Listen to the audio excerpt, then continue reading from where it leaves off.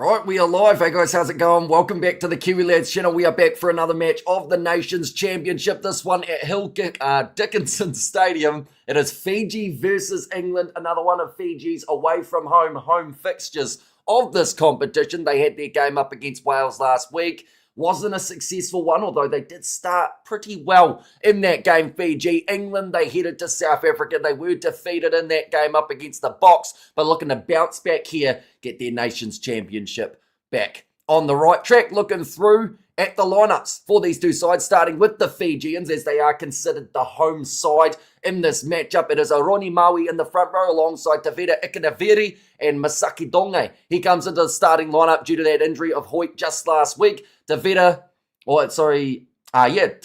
Ratuva in the number 4 jersey with Asawa Nasilasila at 5. Pafiliato Lakima, Tangi Valu, and Lavani Bortia, the big dangerous ball runner. He is there as the number 8 in the back line. It will be Simeone Kuravuli alongside Caleb Muntz. Jita Wanyanyolo again finds himself out on the left wing for this contest. I don't know why I butcher the name, Joshua Tuisova. Kalaveti Ravovo, he moves into 13. That is due to the injury of Simi Randradra. Wate Karawalevu out on the right wing, and Salisi Rayasi as the number 15. But yeah, Joshua Tuisova as the inside centre. He is someone to definitely keep an eye out for throughout this matchup, as he is a very strong ball runner. We'll be trying to target Seb Atkinson all throughout this fixture. For the English, it is Ellis Genge, Jamie George, and Joe Hayes as the front rowers. Alex Coles and George Martin with Ollie Chisholm. Guy Pepper coming in at number 7 rather than the man that they had last week. And Ben Earl slots in as the number 8. Jack Van Porfield alongside Finn Smith. Emmanuel Fiawa Bosso is out on the left wing this week. Seb Atkinson and Henry Slade make up the midfield. Tommy Freeman drops back out to the wing rather than at outside centre. And Marcus Smith keeps his starting position as the fullback. In this game, we have got there, Fiji could easily beat this English side, says Jan. Let's go, Fiji. I believe you can do it, says Anthony. And these two sides have actually had some pretty decent battles throughout recent times. Kana Moody is out, Ethan Hook is in. What's up with all these late injuries in the Springbok camp? Like, that's 2 weeks in a row that they've had a guy in the starting lineup that they've then changed later on. I don't know whether or not they're training far too hard or what the go is, but yeah, another late change in the Bok environment. We have got there will be a good time for Fiji to strike a blow. Says Cringy Cook. Yeah, England will be fired up for this game because we've also got to remember this English side currently are on about a 5-match losing streak. They were on one of their longest winning streaks. Then from there went on to the losing streak. And now this is the game that's the in-between mark. They're either going to come out here up against the Fijians and fire just like they should have in the maybe past matches where they've lost, or it'll be the opposite side of the equation where the Fijians can find themselves the victory and get themselves going. There we have got there. This is like an old-fashioned telethon for you, says Distracted Sports. Little bit, yeah. We did skip Ireland versus Japan for the sake of me still having a voice by the end of it, but I think we've got about 11 and a half hours of commentary for today, so I hope you are doing well, Tony. And yeah, hopefully, well, what did you think of the All Blacks performance earlier on, Tony? You would have watched that game closely. Saw the Wars also did very nicely indeed. How lovely to have you back on my screen. Missed you for this morning's game, says Robert. We have got there, I'm praying for a Fiji win, says Robert there. And also puff the dragon. Oh, it's England flop the rose. I feel like those are references that I should know, but I have no idea what that means. I should also mention something that I learned a little bit earlier on today is Fiji versus England is going to feature the all-important and the all-very popular cooling breaks. The 3 minutes at the 20-minute period of each of the halves. We are going to have a 3-minute standby period where the sides get the water and get to cool off before jumping back into the action. And also, here's another one for those who find halftime long. We get a 20-minute halftime break for this contest as well. I feel like it's just a way so that they delay it so that it's closer to the start of the South Africa versus Scotland game. I like the strategy, and it will certainly make the time fly by for that match. South Africa versus Scotland prediction. I went South Africa by 15, which I think it was all right in terms of a prediction there. We were average 2 poor for 60 minutes, par for 20, says Tony. Yeah, it's going to be intriguing to see what happens next week at Eden Park. The Irish, they managed to get themselves the win over the Japanese, but some would also argue that that wasn't their most convincing performance, although I think Japan also did prove that they are getting better and better the way that they're able to play. 23 max can play, 15 on the field, 6 players of their positions. Where position is injured, can substitute immediately. If not, 5 minutes, wait till on. Says Dougie Do Right. And also we have their Fiji can win, but the discipline always catches them. Says Michael Bota. And I'm for a Fiji win, sorry, English fan, says Brian. It could be a miserable weekend for the English. They lose this match and lose against Norway in the FIFA World Cup. Let's see what happens, eh? Says Anthony. Who changed in the South African lineup? Ethan Hooker. He is now into the left wing jersey rather than Kane Moody. So yeah, at the moment it seems to be every week there is that late injury that does completely change the lineup. 29 altogether, says Dougie Do Right, and also Highland Hamish says Haino.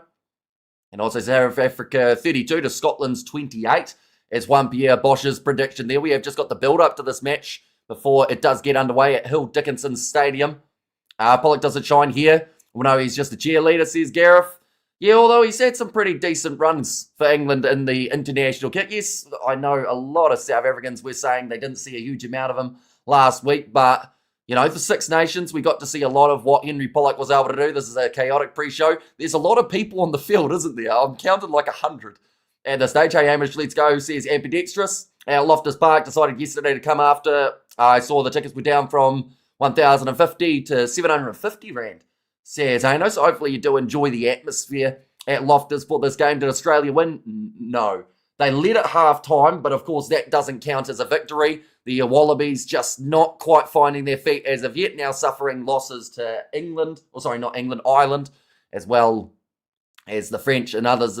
Disaster from the Wallabies, says Matthew. Yeah.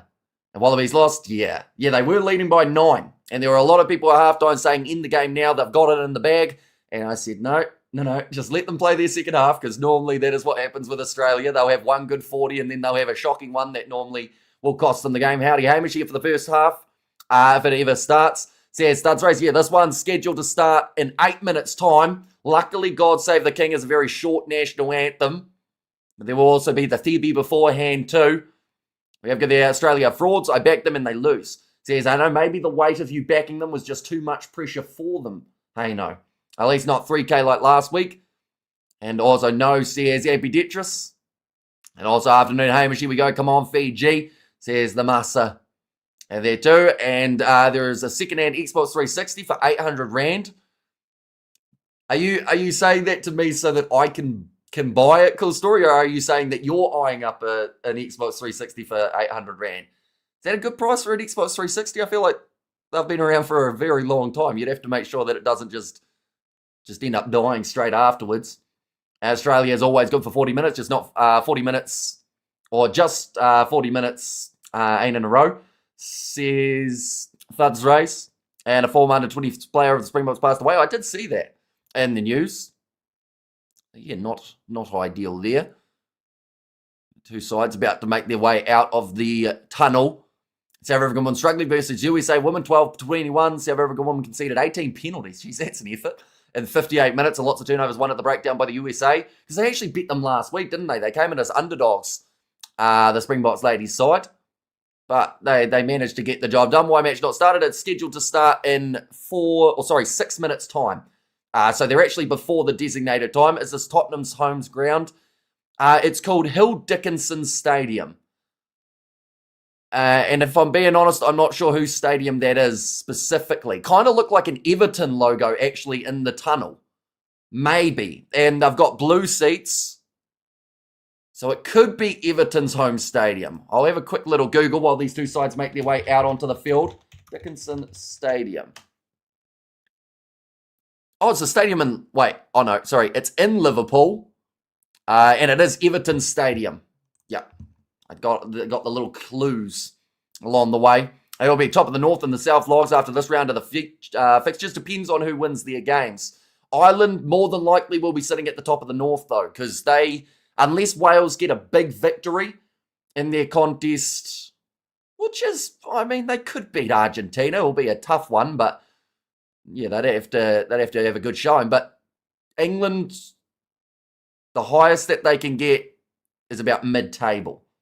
The Fijians, the highest that they can get is about mid-table too. But if the Irish, they can be at the top, and probably will be at the end of the round. Did you get some rest and some food? I had some food. I didn't get any sleep though. I thought about it for a bit and then decided against it because I felt like there wasn't enough time remaining. We have got there in Liverpool, says Hang a Rat, and I got a photo with Monte van den Berg, says Hano there. And the English today by 15 points, says Ruth. And yeah, most of the games today are expected to be split by 15 or more. The France versus Australia game was supposed to be the closest, and it got a little bit one-sided near the end of it. Japan versus Ireland was actually quite close for a while, and then Ireland ran away with it. As soon as England score, I'm off to bed, says Distracted Sports. Well, the way that this Nations Championship has been, there has been a very early try in pretty much every single game. The longest that it's taken for a side to score, I think, is like 7 minutes. So you may be sleeping very soon, Tony. But it may also be the Fijians who score the early try. I'm just checking that Japan-Ireland game. Yeah, try in the 4th minute. There's something about this competition that makes it so that you cannot go too long without getting that next try. Argentina-Scotland was the other one I was thinking of. At a try in the 7th minute. So, yeah. Are you still Alston, champ? I am indeed, yes. It's very cold. It's like -2 here. So it's lovely. I'm going for England by 5, says George. And we have got there, keep on keeping on. I think Fiji or Wales win, not going to lie. Says Hano. Well, Fiji have been close to England multiple times in terms of their recent history. We did see it happen last year. They did lose 38-18, the Fijians. That was one of the more one-sided affairs between the two sides. In 2024, when they went head-to-head, or in fact, no, it might have been 2023, in fact, it was the quarterfinal of the Rugby World Cup, and England won by 6. And then there was also another one in August, 30 points to 22 in favour of the Fijians. That one was actually in England. So they've done it before, but this is, of course, not Twickenham. This is Hill Dickinson Stadium, which I don't know if England's played here before, if I'm being honest. 2 cents is having a lie down before breakfast. Guessing he's skipping this game, says Hang a Rat. Strategic, though. It's a long day at the office. You're having a busy day today, says Paul Hustlers. There's been a fair bit on. We've had a couple matches already. We've still got another about 6.5 hours of commentary to go on the channel. I have boxed by 32 little, says Hey, no, it depends on how confident you are in them.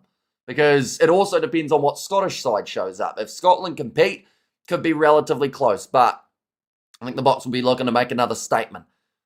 And we have got the other time we're starting, Amish. We've got about 2 minutes. The Fijian national anthem is now just being sung. And then we will be underway for this contest. But looking through at the starting lineup yet again for anyone just tuning in. Roni Maui, Tavera Ikanaveri, and Masaki Donge comes in as the number 3. Tavera Ratuva in the locking joy with Asoa Nasila. Then Pathiliato, Lakima Tangi Valu, and Lavane Botia is slotting in as the number 8. Samironi Kuravoli alongside Caleb Muntz in that 9 and 10 combination. So a couple changes compared to what we saw last week. Jeta Wanyanyolo again out on the left wing. Joshua Tuisova in the midfield alongside Kalaviti Ravovo. Vuati Karawa Levu out on the right. And Salisi Rayasi as the number 15. For the English in their starting side, Alice Keens, Jamie George and Joe Hayes once again will make up the front row. Alex Coles and George Martin in the locks with Ollie Chisholm. Guy Pepper added into the starting side with Ben Earl as that number 8, Jack Van Porfleet alongside Finn Smith, Emmanuel Fiwa Bosso out on the left wing, Seb Atkinson and Henry Slade in the midfield with Tommy Freeman out on the right, and then Marcus Smith at number 15. And we have got there, thank you, getting snacks. A first men's rugby game at the stadium. The stadium is open for less than a year, says Hano. And also we get there, lad, says Obi, welcome in. And did Will Jordan break the record? I was at work, couldn't watch. He did indeed. He is now the leading try scorer in history for New Zealand. He's got another 10 to score to try and catch up with Shane Williams, I think it was, who was sitting above him on 60 from Tier 1 sides. And we have got there, if England lose again, Borthwick is done, says Claus. Well, that's the thing. Even if they win this game, people have still been calling for Borthwick. Even when they were on a winning streak, people were calling for Borthwick's head. So it's not an easy job at all being the coach. Athebi has just been done, and they did confirm before this game, ladies and gentlemen, that there is going to be the 3-minute cooling break at 20 and 60 minutes through this game, as well as a 20-minute halftime break to try and combat the temperatures that they're dealing with in England currently. We have got there, yes, Mohadin says, Hano. And also Sarah, a women are making amateur mistakes, says Hano there. And England says, big man. Of course, do let me know who you think will score the first try of this contest, ladies and gentlemen. If the continuation of the trend happens here, we will more than likely see a try within about 5 minutes, maybe 7 minutes at the absolute latest. Now, just talking about Semiran Radra being out with that injury, it brings in Calaveti Ravovo to the starting side. Do you think the French will bear the Box in France if they are full strength? Or sorry, I assume that will beat the Box in France if they're full strength. Revenge match. It's hard to tell because it's still very far away. It's happening in November, about 4 months from now. Before then, we've got a greatest rivalry tour that has taken place. Before then, there's also Scotland versus South Africa happening this afternoon. So the Box will have no thought about any other side but Scotland at this point in time. Because, of course, it's a big year for a lot of sides. About 14 international matches are going to be taking place for certain teams. Fiji start well. This could be interesting. England is so used to a football Premier League where your manager is replaced after 3 months. Not surprising, the sentiment has leaked over, says Gareth. Well, to be fair, here in New Zealand, Dave Rennie's head was getting called for before he had even selected a squad. People were saying, nah, get rid of him. We don't like the fact that he's not in New Zealand at the moment because he was overseas in Japan. People were like, nah, where's the commitment? I think people just like to complain. We have their Scots beating the Box, argue with the wall, says Kahu. And we have got the how's it from St. Francis Bay, says Craig, welcome in. And also, so it comes down to the humidity for this game a little bit. There'll be a few handling errors along the way. That one's not even disguised at all, Tony. That one's one of your worst efforts, to be fair. There's Isaiah Armstrong Ravula off the Fijian bench.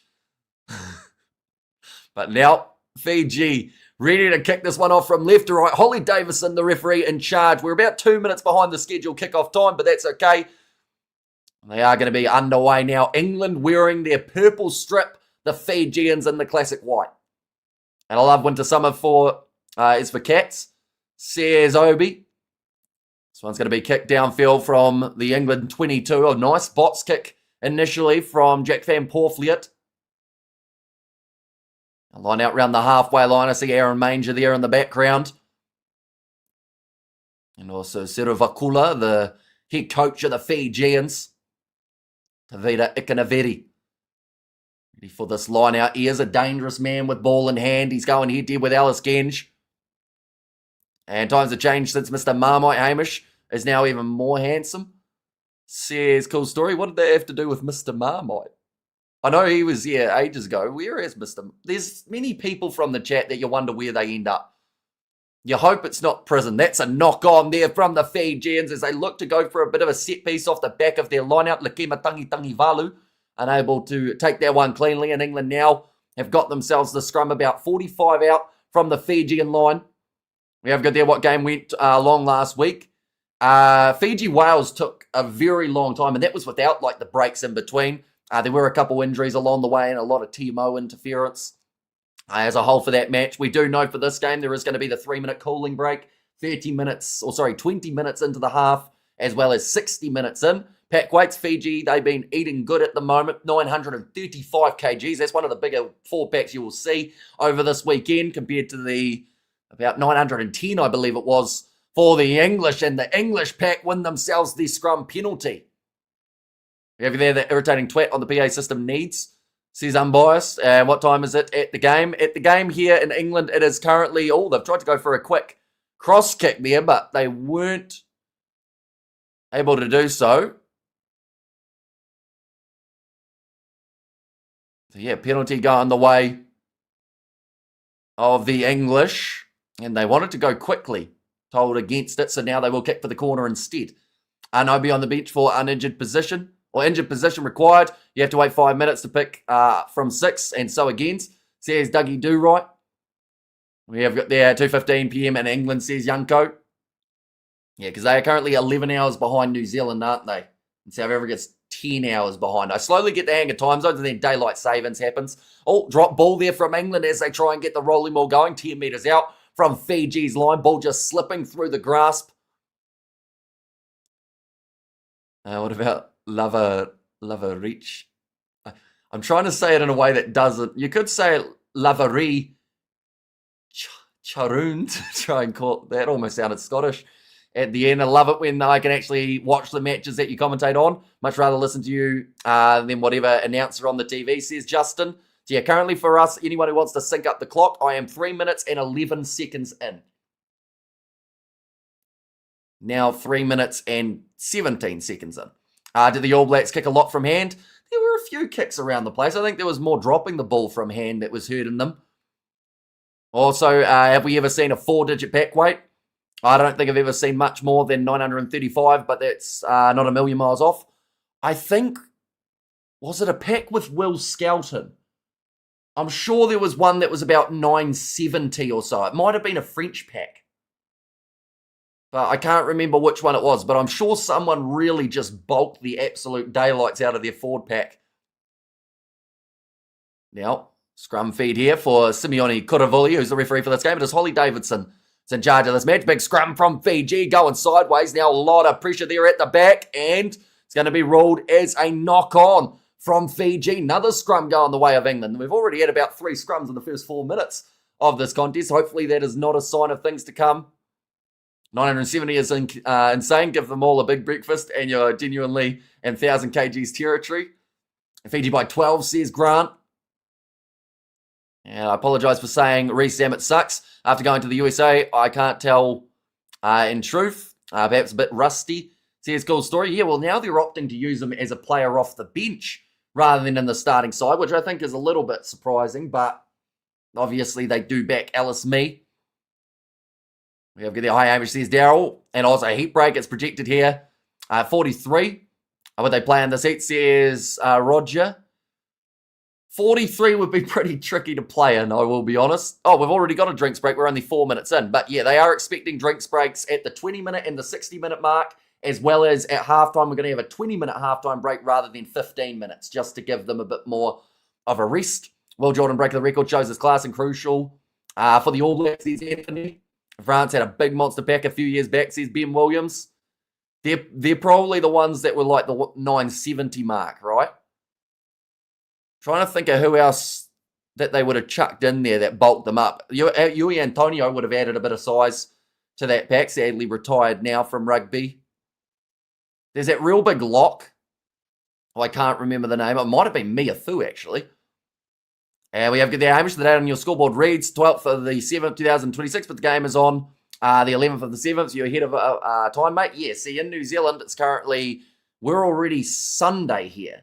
So I can tell you right now, Sunday's going to be cold because we're currently experiencing, it's like -2 here. So get your jacket on. Maybe don't get your jacket on, though, because if you're in England, it's like 40 degrees. So maybe you'd get a little bit of heat stroke.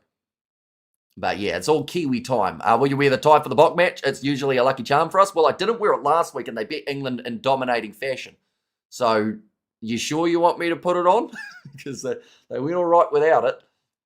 Okay, there, Toulouse started 8. Or starting 8. 1,004 kgs. The average weight of 125. That's a big old pack of boys, isn't it? But now Jack Van Porflia going away to the right-hand side. 5.5 minutes in. Cross kick attempted. Ball sits up, goes over the head. And ball's still in play. And it's a try for Marcus Smith. Mistake made by the Fijians. It hit the corner flag. The corner flag went, you know what? Spit it back in play. And then Marcus Smith had the brains and the ability to see that one was still alive. They are checking this, but this would continue on with this weird trend that is scoring tries early in these Nations Championship fixtures. Okay, so they are just checking for in touch. You know, sometimes when you feel like you're not getting the bounce of the ball, England had a weird moment there where it was good for a second. After it hit the post or after it hit the corner flag, we're going to see the replay now. Taps it. That's still play on. That is completely fine, and Marcus Smith will receive the first try of the matchup. I don't think Finn Smith could have done that if he tried it 100 times again. It's not size, it's technique in the scrums. Says other size of the fence. Yeah. Well, you can still be impressed with a ton forward pack. The try is good, though. And we have got there Fiji versus England. And also, I get grumpy at anything over 25 degrees, says Johnny. In international rugby, the record is held by France, who fielded a pack weight 962 kgs against Wales in 2019 Six Nations. Says Ben there. We have got there Fiji versus England. But yeah, currently 6 minutes into that contest, and we have just seen Finn Smith from the touchline get that kick over. And it's going to make the score now 7 points to 0. And I love that you're still doing this thing. And I hope you've been well. Fiji Yakamon says, Dexter, it is good to see you again, Dexter. Been a little while, so hope you are keeping well too. Marcus Smith scores his 15th try in an international kit. And one of the stranger tries that you will see throughout this round.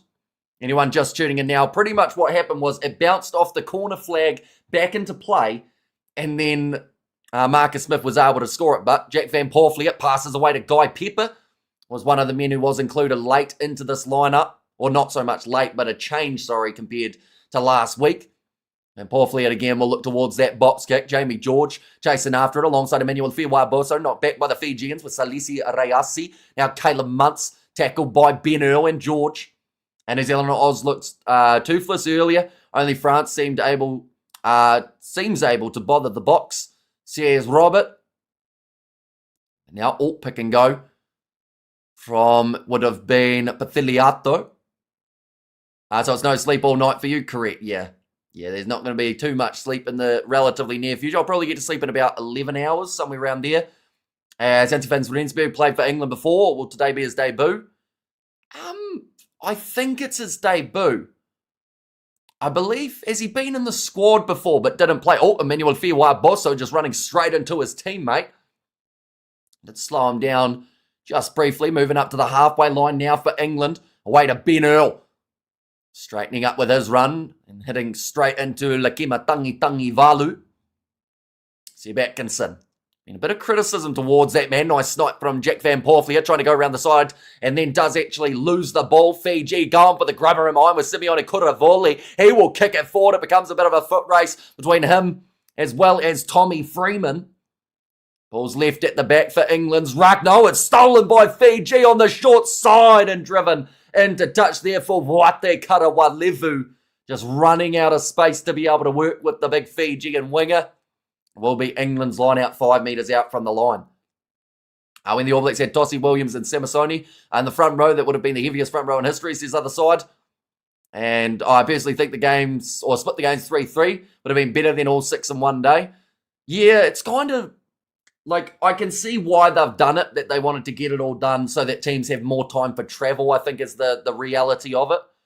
But it does feel like a lot of rugby all at once.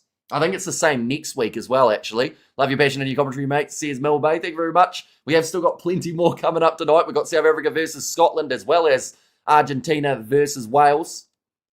So we are going to see a big team kicked out of Rugby World Cup due to a ball kept in play due to a side flag. Maybe.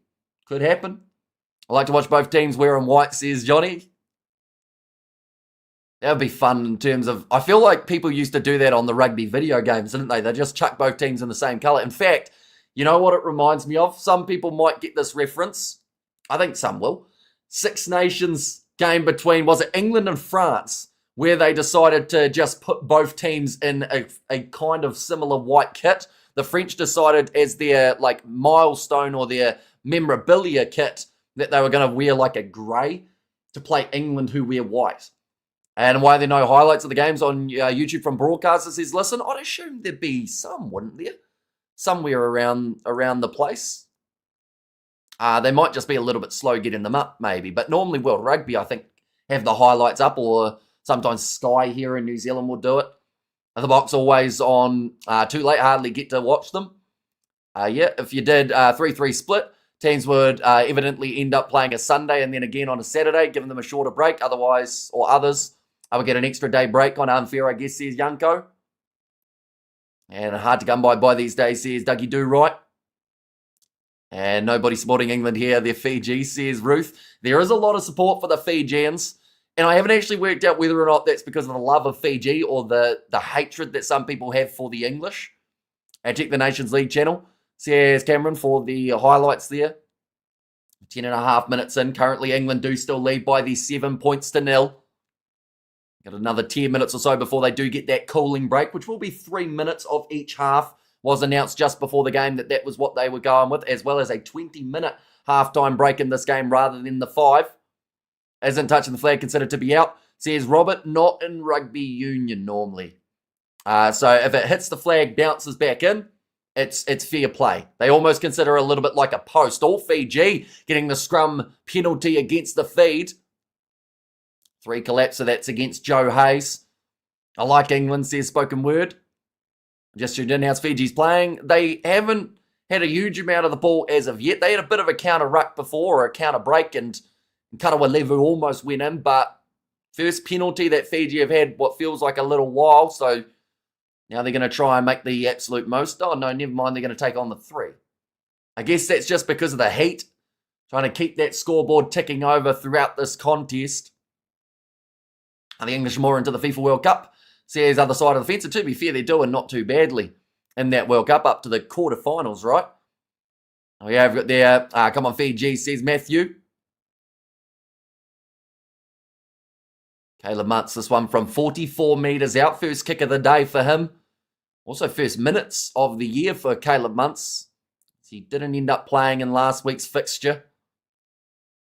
He's got 30 seconds, and I do think that we're going to see a lot of using up the clock today from the kickers, trying their absolute best to take a little bit of the heat out of this game, but Muntz has struck it nicely. It is down the middle, and we'll make the score now 3 points to 7, still in favour of the English. Let's go Fiji, says Darren. Come on, Fiji, show your free flow and power game, says Joe. And it is something that hurt them at times up against Wales last week. They got a little bit too loose in the way that they were playing. But at the same time, I do think for the Fijians here, that if they just combine that kind of unpredictability as well as a bit of structure, they'll find some decent success. Lavani Botia is the veteran, one of the original modern kind of, I'd say after 2015, one of the modern hybrid players. He has played in the centres before for the Fijians, as well as for La Rochelle. He's played in that 7 jersey. Now playing at number 8 at international level, looking for the seal whistle, Lakema Tangi Valu, but just lost the footing at the last moment. How hot is the temperature there? Says Mr. Billy. I think they're looking at 30 degrees plus at the moment again, which is why one of the big decisions of giving them the cooling break was made. Finn Smith, this one middle of the field, and rather than taking on the 3, the English are looking aggressive here. And that, for me, is a little bit of a concerning sight for the Fijians because, yes, they can take the 3s over, but if England are chasing 7s, you're slowly going to drift out of this game. So do you think, by putting Japan in the southern team's log, World Rugby was just promoting up the northern sides? Says one Beer Bosch. Not really. I think it's just the way that it worked out in terms of they wanted it to be a 12-team competition. And Japan, because of their featuring in Southern Hemisphere competition of the Pacific Nations Cup, or at least a slightly Southern Hemisphere comp. Penalty goes the way of England, though. About 15 metres out from the try line, and again, they are looking towards the corner. Love the way Hamish just says their name like he was born in Fijian. Says ambidextrous there. Yeah, I think sometimes Fijian names roll off my tongue better than the English ones do. But I think that's just down to muscle memory of how often we have said it. We covered all those Fijian 7s performances way back in the day. We have this South African woman absolutely horrible today. 19-26 loss. Should have won by a lot. Nicely taken by Ollie Chisholm. The line out now. This rolling maul defence of Fiji has to be on point. But England, that's looking very dangerous. Marching forward with a decent amount of success here. They're being told to use it once. They are just short. But now that one's going over. And Jamie George scores the try for England. That now gives them that bit more of a lead. And again, you look at it. Fiji took the 3, trying to tick some points over on the score sheet. But all it did after that was giving them the opportunity to go aggressive again. And they've made the most of it. Jamie George for his 17th try. Was that 17th try from 100 and something cats for Jamie George? I would have thought he'd scored a lot more than that, to be honest. But he's managed to score that one. Who did South African woman lose to the USA? And Fiji are so undisciplined. Says Ian, and Fiji Samoa names are very similar to native New Zealand names, says Joe. And if Fiji cannot deal with England's set pieces, they won't win, says Eugene. That kick has gone over from Finn Smith there too. Now makes the score 14 points to 3 in favour of the English, rolling early in this contest. Jamie George, the try scorer, he'll be happy with how his side has started this matchup, but they need to keep this pressure going. Fiji are one of those sides that if you can fully suck the momentum away from them, they'll find it very tough to get back into this game. But if they can score next Fiji, maybe there's still that little bit of a chance. They got to make sure they stop giving away penalties too. Come on, Fiji, make the defence. The game plan as well, nicely taken from Chisholm inside of the 22. Karawalevu misses the low tackle and a couple extra metres for Chisholm. Not even close to Māori names. So here's the other side of the fence. And I'm still here at the boxing gym. We are repainting the gym. Have you playing in the background, says Tyler. Well, hopefully the painting is going well. Jack Van Porfleet with another box kick from just outside of England's 22. Emmanuel Fiuabosa, he lands hard on the back. And he has dropped their ball. Salisi Reasi, a man who's been phenomenal for Bordeaux. In fact, he was that good for the Bordeaux Beglars that they decided to lock him in early. There's a whistle that's been blown. England wanted the yellow card for a foot trip there, but it is already going to be the scrum for the Fijians. Come on, England, says Navigator Isle. And don't know if I like England's away strip, says Johnny. I'm a bit confused about the pattern on the backside. Like, it looks like they've all got a little purple pocket, but I don't think they've got pockets on their pants. So I don't know whether or not it's just a design thing, but in that rolling maul, I noticed it. How it looks like everyone's got like a little pocket for their phone. But, like, they shouldn't need it out there, I wouldn't think. But maybe it's just the design. No, it looks like, yeah, they look like mini pockets, although they might be flaps. Surely they're not flaps. I don't want to look too hard to analyse it, but it's a confusing one. Who has scored, says Connor, so far in this game? Marcus Smith. He did score off the corner flag. It did bounce back in the field of play, and he put it down. And then also alongside that, we saw Jamie George off the rolling maul. We have got there, don't know. Oh, no, I read that one. England win by 36, here's Jason. Now, Fiji. Another free kick going the way of the Flying Fijians. Simeone Kuravuli decides that the quick tap is the way to go. Not quite able to get through that gap, and there is another advantage. Looked like a knock-on on the ground from Fiji. Now, Simeone Kuravuli away to the left-hand side. Quick hands from Karawalevu. Ball back on the inside from Salisi Reasi. Nicely taken by Karawalevu again.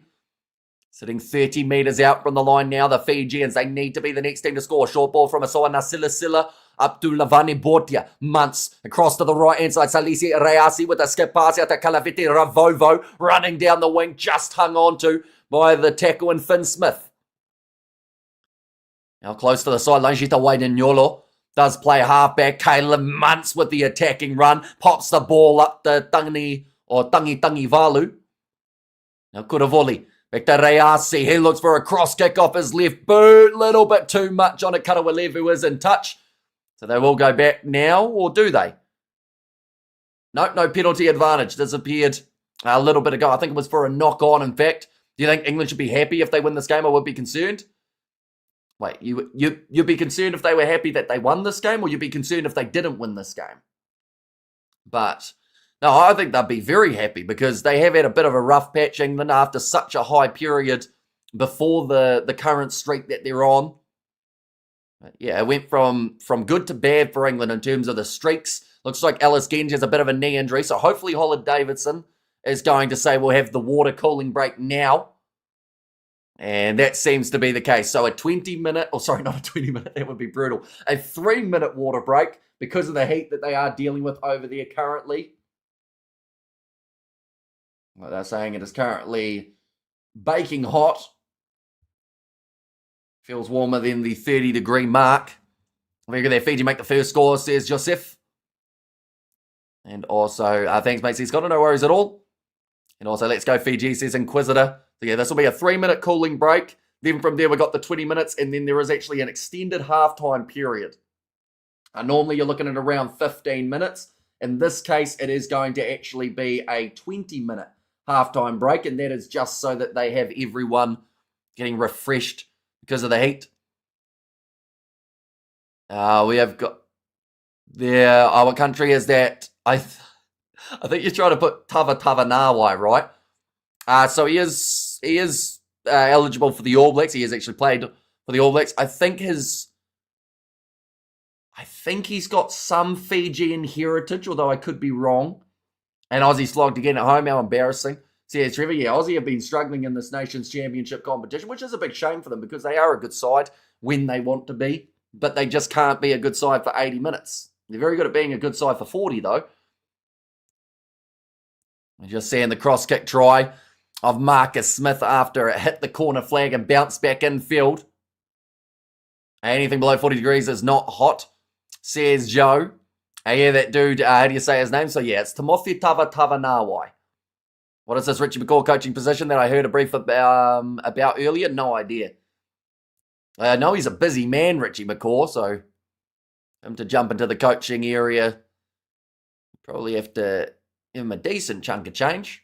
Baking hot was the temperature we used in the Southern Hemisphere, perhaps excluding New Zealand.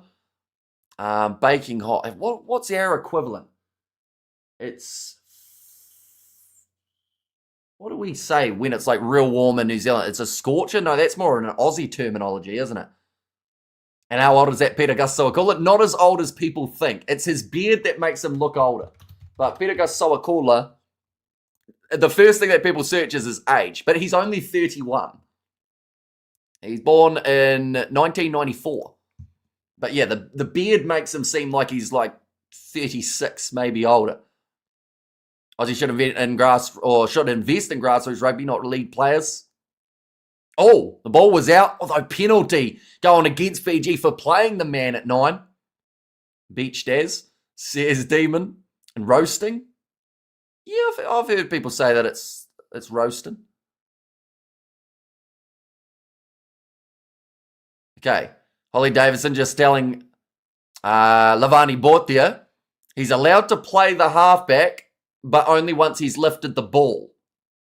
Which I do think that Jack Van Porfleet was very close to have maybe completing that.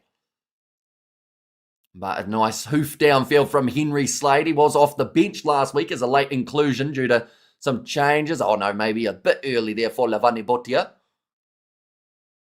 But I think it was more so where the ball was positioned. Now, Jack Van Porfleet, skip pass, out to the left-hand side for the English. Finn Smith, that's going to be a yellow card for Fiji. Oh no, he got both hands to it. They have ruled for Tani Vanuakula. Oh no, sorry, that was Karawalevu, in fact. It's not cold, says the real pie man. Whereabouts is it not cold? Like in, or is that like the, yeah, I guess people say it's not cold in New Zealand. I feel like there's not a lot of things that people say about like when it's really hot that doesn't involve a swear word here in New Zealand. I'm not being horrible, but Islanders look old for their ages, says other side. I like how you led with I'm not being horrible. It's like, you know, when people say no offense and then say like a really offensive statement, but then they're like, oh, but no offense, so it doesn't count. We have you there, looks like a leadership and mentoring position for the All Blacks prior to the World Cup, says Jason. Now Jeff Van Porfleet, no, didn't even get that scrum going because it is going to be a free kick going the way of the English. Seb Atkinson, going straight up the middle of the field, front of the goalpost, about 15 metres out, another advantage, going the way of the Fijians, or going against the Fijians, sorry. Jack Van Porfleet passes out to Jamie George. Now back to the right, Guy Pepper. Ball's still there. Fiji have to be very careful not to give away any more penalties or else they could find themselves going to the bin. Loose ball. Ben Earl unable to take it cleanly. So we'll be back for another scrum in this contest. It has been a scrum masterclass at the moment in terms of the amount that we have seen throughout this first 22 minutes. There's been many mistakes from both of these sides, unfortunately. And I would say, well, to be fair, I think that they wouldn't be minding the fact that this is more of a stop-start type of matchup. Who won the Indian Rugby Sevens competition? I think it was Henry Hutchinson's side, but I don't know who he plays for. So that doesn't help you much whatsoever. But that went real quick, didn't it? Like before I even really got to watch any games, the competition was already over. No offense, father-in-law special. Says Henzi. And this Fiji team is so undisciplined. Like, come on. Just silly fouls. Say next minute. Says Demon. Right, scrum feed again. 17 minutes remaining in this first half. And here they're the English pack just trying to say big scrum here. They wanted to get a bit of a push against the Fiji going. Huyana, I won the Indian League, says other side. Huyana. It's bad that I can't even think of who that is, like in terms of the team. And we have got there, that's normal for Islanders. I don't know why parents demand to see IDs of Pacific kids. Oh, sorry, it's why. They demand to see IDs of the kids in junior grades. Fiji lack of intelligence has always held them back, says Jason. I think they just love playing aggressive, fast-paced, unpredictable rugby that sometimes does translate very nicely at international level, but also other times it doesn't. We have got there, how's there still 17 minutes left in this half? Feels like it's been going for an hour. It's because of the cooling break, 3 minutes that they do have at the 20-minute mark, as well as the 60-minute mark, where there is a bit of a spell for the players. But yeah, we've had 24 minutes in 31. We're about 7 minutes behind a minute at this stage. It started 2 minutes late too, this match. We haven't actually had that many stoppages of the clock. It's just felt like a long time, but I think that's also down to the scrums. Good clearing kick from Caleb Muntz, puts it into touch. And that one is going to be about 40 metres out from their own line. I'm not being negative, but everything is bad, says Jason. And Fiji is always great in the last 20 minutes. Go the Fiji and Rua, says Hobbit. Steve Borthwick watching on. At the moment, I will mention we are 2 hours away from the start of South Africa versus Scotland now. The countdown has started for that game too. England taking that one quickly or relatively fast. What a shot that is. Little bit of afters from Lavani Botti, who's just tried to rearrange Seb Atkinson. Loose ball picked up by Marcus Smith. Goes for the grubber in behind. I actually believe Tommy Freeman was in front, but he's knocked the ball on anyway. So I think we're just going to go back. Okay, I think Fiji were asking for the offside. They didn't receive it. Does Fiji actually get the time to play out of season? Didn't they used to have only one official ref? So they could only get so many games per season, says Inquisitor. So they have been a part of the Pacific Nations Cup the last few years, which has been quite good. When Draja serious injury, yeah, sadly, I think it was his leg or his knee that he ended up injuring. It wasn't that last game alongside Tim Hoyt, who also went down. There were quite a few props who ended up with injuries in the first round. Elliot Miller-Mills for Scotland was the same. How he's out now for the rest of the July internationals with a calf injury.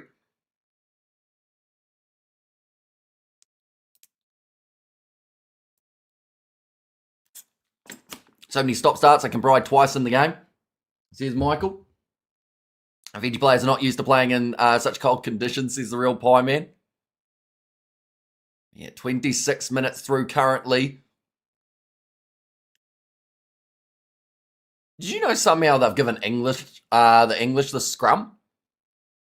Tommy Freeman looked like he was a good couple metres in front of the kicker, then knocked it on, but they've ruled it as Fiji knocking the ball on first. So England have got the scrum 7 metres from the Fijian line now. And they received the scrum penalty. Taking the quick tap now. Pass back to Tommy Freeman, who runs it hard and high towards the Fijian defence. That's a cynical play from Fiji. Someone's going to the bin. I can tell you that right now. I believe that someone is Lavani Botia, but just short of the line. Slade looks like he may have been held up. Double blow of the whistle. And Holly Davidson reaches into the pocket. Lavani Botia is going to be off the field. He has been getting on the wrong side of this referee. It's about 3 penalties in a row that he's given away. And now reaching for the pocket. Botia off the field for 10 minutes. I missed the AB's game. Just thought it was on at the usual time, 7 p.m. So I had to watch the highlights.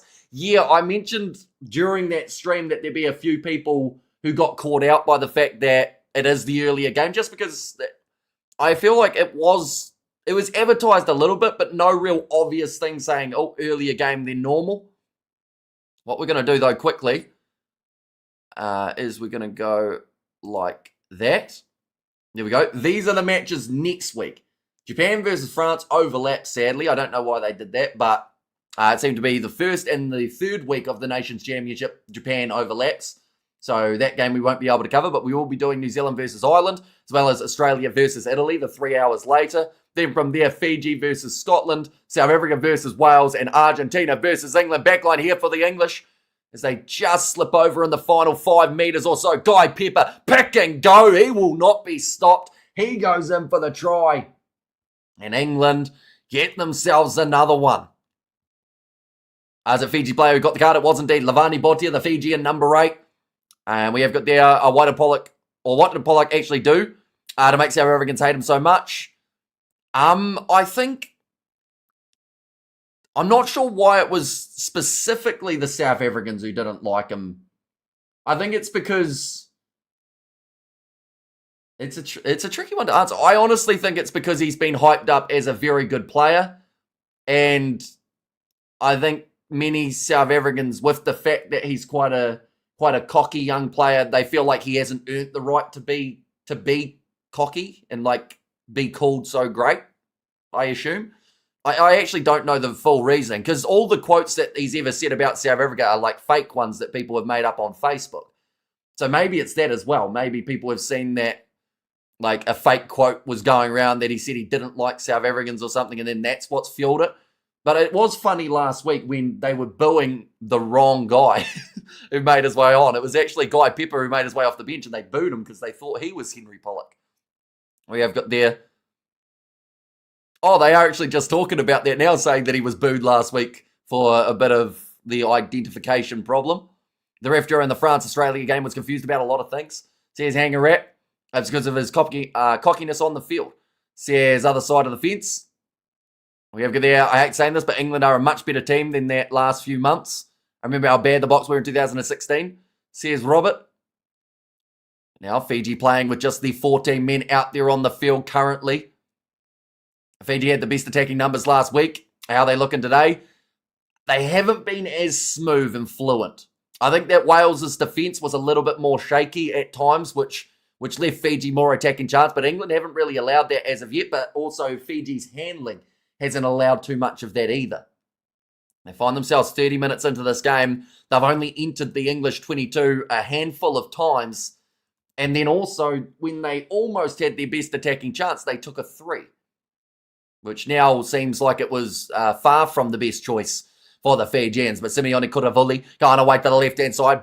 Big straight run from Patiliato. And they've ruled it as a knock-on against the Fijians again. They just cannot hang on to the ball throughout the first 30 minutes of this game. Well, England winning. Says prediction, and it's 2 a.m. here in Fiji. Of this scoreline, I think I have to go to bed. Says Madalena. That's probably fair enough. It does seem like it's going to be a pretty tough day for the Fijians out there on the field. But they are also going to have that 20-minute halftime break. So if you are going to head to sleep, you could try and stick it out for another 9 minutes, see if something changes for this Fijian side. Maybe they score before the halftime break. Don't despair. England, remember how useless the Box were only 10 years ago. Says Robert. We are having almost another mini drinks break, even though they just had one about 10 minutes ago. A Fiji coach must be getting frustrated. I'd say so, because the thing is, as a coach, you're the one who normally gets the blame, even when it's your team that are making the mistakes in terms of those handling errors. They are just showing Jansi van Rensburg will be getting to make his debut later on in this contest. There's a lot of water around this stadium. Do they have boats? No, that wasn't my full question. I should have thought about the question I was going to ask before I said anything. Do they have boats that go to the Everton games with the fact that it's right next to the water? That's what I was trying to say, but I only got through like 3 words. We're going to Hamish catch for the next stream Box game, says Kevin. Yeah, should be a good one up against the Scottish. I do want to say that England need to start looking around for a different coach. Borthwick is not the right person, so who is Hangarat? Is Razor the guy? I know that we're getting closer towards that period where Razor's actually allowed to start coaching international Tier 1 teams again. Or maybe he could be in the assistant role. You know, something along those lines. Don't know why England are playing in blue, even though our flag is white and red. I think it's just down to the white that the Fijians are wearing. But yeah, normally England would be wearing that kind of red alternative strip, but now moving away to the left-hand side and wrestled down Yeah, 30 metres out for the line, England, and they seem to have a numbers advantage, and not just because of the one man in the bin trying to pass it on the outside. Ronnie Maui had to make sure that he wasn't offside, and in the end, the penalty goes to England anyway. Boats to fetch water, H says, listen. By supporting you, do I support the All Blacks indirectly? I don't think so. Looks like Borthwick job is safe for a while, says Joe.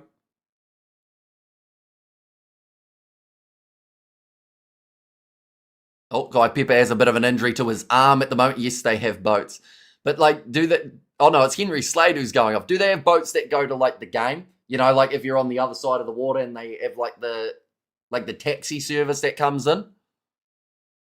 Right, Henry Slade. He is making his way off, which now means Jansi van Rensburg will now get himself his first minutes. He's just waiting to get it all confirmed. You're doing the South Africa versus Scotland game later in Morocco. You cannot watch anything. We are going to be doing that game, yes, as well as Wales versus Argentina afterwards. Should be a very physical game between those two sides. And we've got about a probably 30 or so minute build-up before that match gets underway too. If the coach is selecting the players in his team and they don't perform, then obviously he needs to accept a lot of failure. Says Jason, in a way, but like you can't predict that a professional rugby player is going to drop the ball all the time. Like, for instance, perfect example of that is Dave Rennie wouldn't have predicted that Wallace Satiti forgot to put his hands on today when he played up against the Italians. Like, normally a guy who has pretty solid handling throughout Super Rugby as well as last week, but sometimes it just goes wrong for the players as well. They are only human at the end of the day. Rolling Maul here, starting up for the English. Going to score another try before this halftime break. Is Farrell retired now? Yes. Or at least from internationals he is. I think he's also maybe retired from Saracens too. That one's not coming out here. Fiji defending the rolling Maul nicely in the end. As they now get themselves the scrum feed 5 metres out from their own line. And we have got this break. We'll give England the advantage, says Amy there. I think Aussie need Eddie Jones more. No. Eddie Jones gave them their worst ever finish in a Rugby World Cup.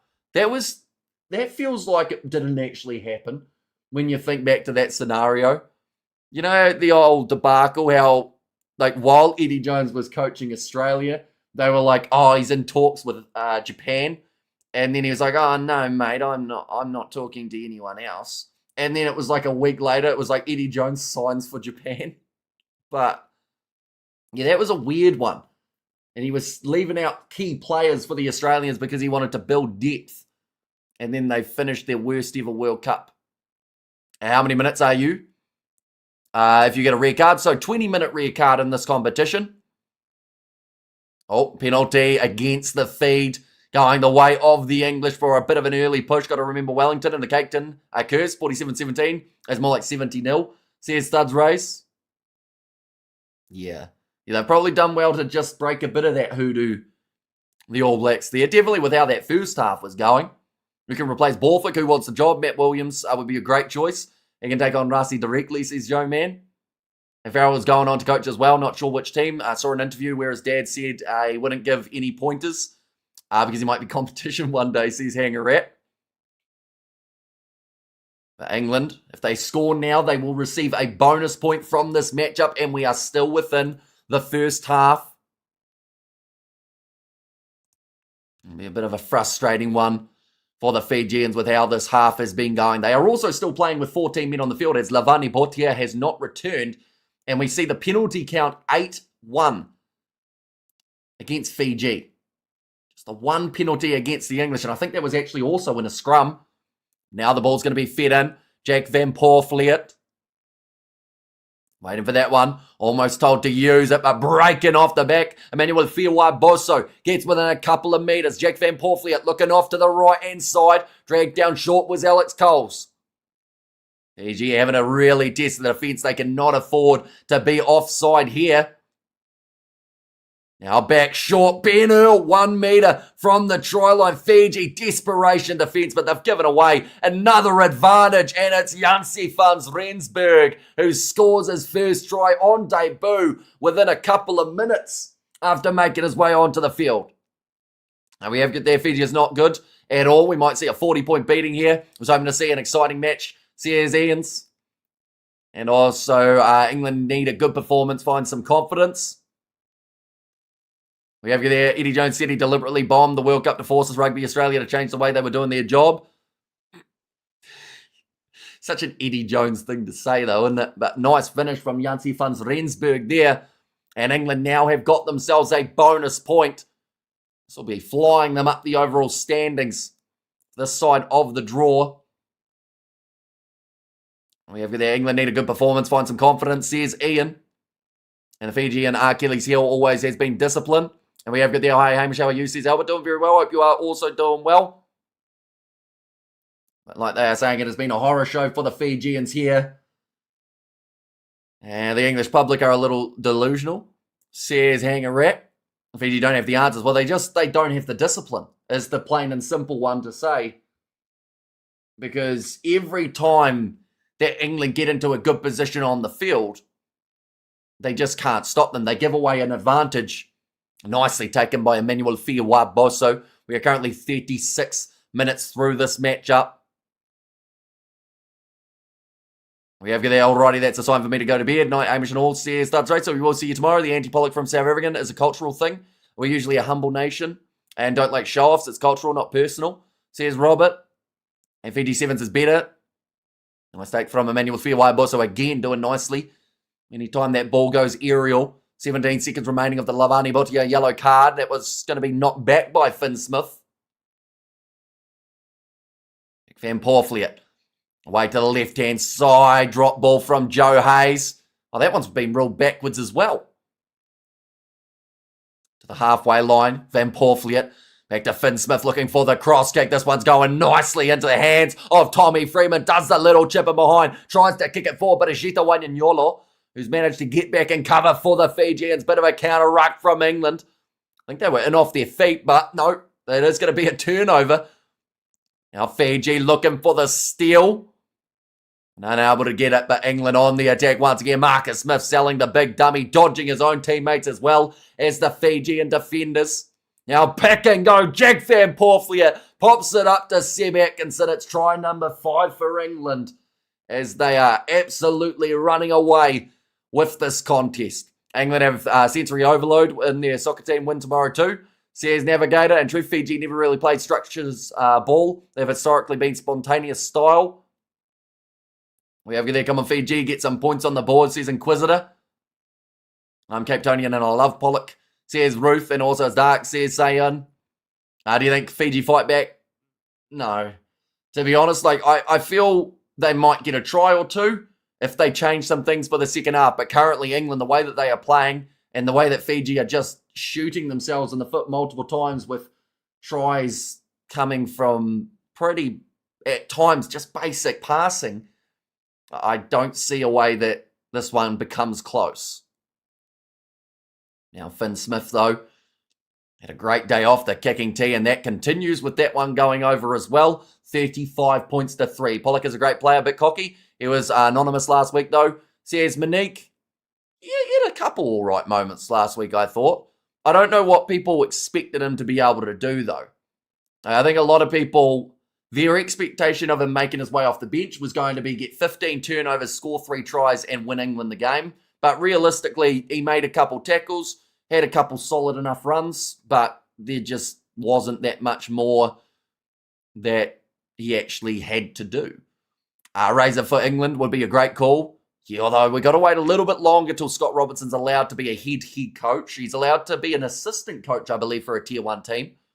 So, nicely tapped forward. Now, Fiji, they have got the ball. 40 seconds remaining of this half. And the Fijian fans want to see one try. Muntz has got the possession. Breaking away. Tries the offload. Throws it straight back to Fiji. Joe Hayes. There's a knock on, though. So they are going to go back for the initial scrum in favour of the English.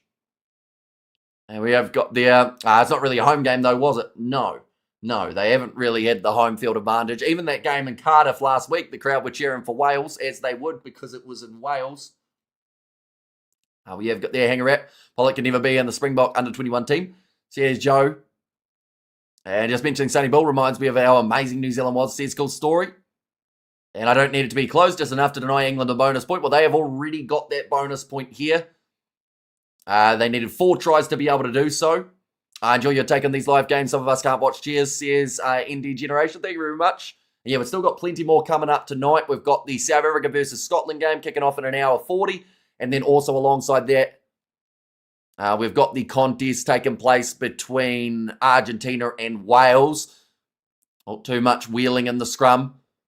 So it is going to be the reset yet again. And Fiji too much knock on, says Timothy. Now the Fijians are professional side, says Hangaret. They are.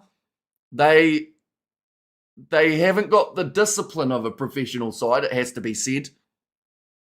35-3 down, though. At halftime does not look good on any scorecard. There's a bit of a blowout. Yeah. And where is this England? When they play Tier 1 nations, says Liza. And England want to pick up Razor, who was just sacked by New Zealand. Well, the thing is, he was sacked by New Zealand with a 76% winning record, which actually isn't that bad. Like, a lot of sides would take 76%. Yep, big push from Fiji. They win the penalty. It looks like they're considering going for the quick tap here. Simeone Kuravoli on the mark, goes away to Muntz. It's well set in the defensive line for the English, close to a forward pass. Out to Jita Wanyanyolo, dodges one tackle, offload again to Aroni Maui.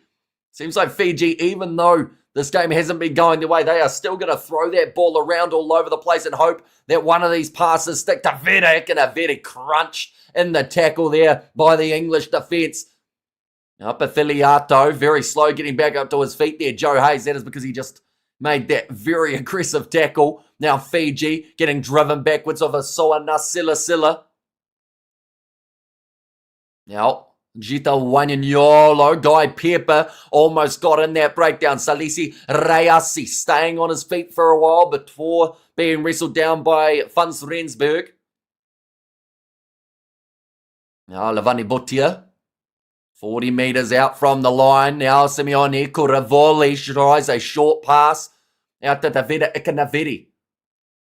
Now pick and go again, but Filiato pops it up to Simeone Kuravoli. They're into 10 phases in a row for the Fijians now. That is probably the most that we've seen of their whole half. Now pick and go from Kalaviti Ravovo. There was a slip at the back from Marcus Smith, which left a gap, and Fiji score their first try of this contest. It's not going to help them a massive amount, but at least will build that little bit of confidence heading into the second half. What the hell, Fiji? They went from 2025 season to this, says Dylan. I'm happy they scored, says Hang a Rat. We have also got their Fiji's not disciplined. Yeah, they've made a lot of mistakes throughout that first half, disciplinary-wise. They've already had that yellow card of Lavani Botia. And England just don't have good enough players and enough depth, or just not picking the right players, says Joe Mann. And why the England players' pants keep dropping. I say, remember the France players' pants are bad. I think it's down to the fact that it looks like they've got shorts on their pants. So if they also, it looks like they have pockets on their pants. So if they have pockets, like it wouldn't take a lot for a finger to get accidentally wedged in a pocket, and then that would pull them down. Oh no, they're checking this. What are they checking for? Are we really doing this? Fiji score once, they say, hang on, we better have a quick little glance at this one.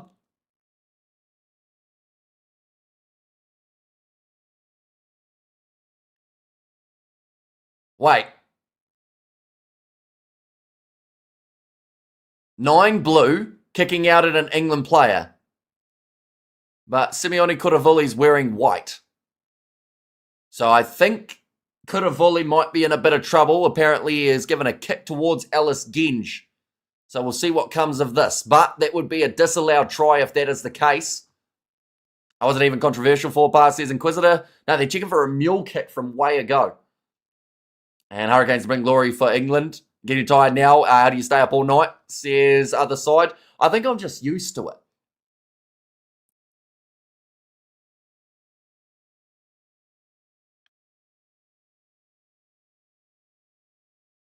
Okay, so yeah, Kuravoli was held by Genge for a bit longer than he would have liked to be. And then from there, he gives him a kick to the chest on the ground. That was accidental. It wasn't. He did mean to do it by the looks of it. Yeah, there's not a lot of accidental about it for Kuravoli from that replay. But it's just terrible timing that it's happened when they finally managed to score a try. The only time I stay up all night is when I'm on the good stuff, says other side. And saw the wrong kick, says Hangarat. Yeah, the one that happened in the build-up, how it looked like he was trying to do the fly kick, right? That's the one that I think a lot of people were looking at for a start.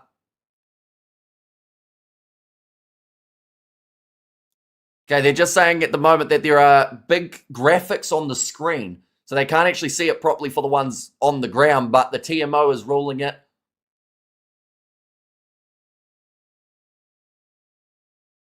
Okay, they're just saying that they want to see another angle to see if Ellis Genge is hanging on. Yeah, there's no holding from Ellis Genge. This one's going to be ruled out. That was a love tap, says Inquisitor. And it's not how many points England score, but rather if they play as a cohesive unit with a clear game plan. Is that Pollock on yet? Not yet. He will be making his way on in the second half. Yeah, that's what I was looking at, says Johnny.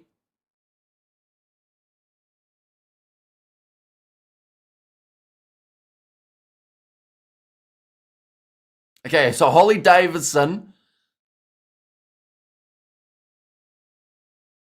Okay, no, Ellis Genge, he did hold him a little bit, but I don't think he held him long enough to get kicked in the chest for it. So this is, I don't know what this will be. I guess a penalty? Maybe a yellow card?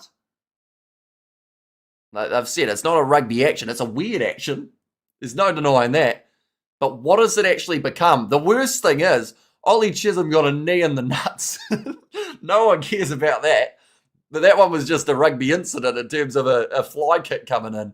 But yeah, he got a knee right into the midsection, and he felt it too. He kind of crumpled there, Chisholm, for a second. But that's not what they're looking at. They're looking at this one, a Kuravuli. Right. Number 9. What is this ruling going to be? Is it a yellow? Is it a red? It's definitely a no try.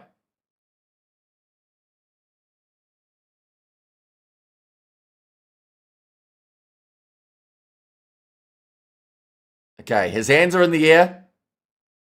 It's a permanent red card. Not even a yellow. Not even a, I guess, mitigation situation. Now they'll have a look at it. Simeone Kuravuli, regarded as deliberate and highly dangerous. He is now not going to return for the rest of this game. And that is going to be, well, they're rolling out the try. And it now becomes a penalty to England. 48 minutes into this first half. England, they take the tap, they boot it into touch. That's the most ridiculous thing I've ever seen, says Albert. And now we've got a 20-minute halftime break too. That is something that they have added for this matchup due to the fact that it is being played in extreme temperatures. And 48 minutes for the first half, says Hangarat. 58 minutes for the first half. We started at 2:10. Well, they started at 2:12. They were actually a little bit delayed. In that case, too, I feel bad for the rest of the Fijian team, says Hangarat there. And we have got there Borthwick's such a bore. Get Pollock on. Let's see what he's all about, says Joe Man. And WF says Inquisitor. I feel for Fiji now, says Navigator. And also may as well call the game it's done, GG's England, says Inquisitor. Yeah, now it just comes down to how many points can England put on throughout the second half to try and, look at that, the scoreboard still says it's 50 minutes in the first half. Fiji should just not come back onto the field for the second half. What's the point, says Albert. Cards suck, they have ruined many games, says other side of the fence. Squeezing an opposition player's test score is the great equaliser when someone misses you off on the field. Or pisses you off on the field, I think that's supposed to be. But yeah, the slow motion replay, you got to feel for Ollie Chisholm. Because there was a bit of a fly boot coming from one of the Fijian players trying to kick the ball that he missed on the bounce. And then the knee just goes straight into the midsection. And Chisholm, like I said, he crumpled a bit. And we have got their bad ref ruins games. Says Johan Stickling. If Pollock was a South African, I'd have him in the box and wait for Eben Peters-Stefancia to slap him into line, says Robert. If we pay to watch the rest of this game, says Inquisitor.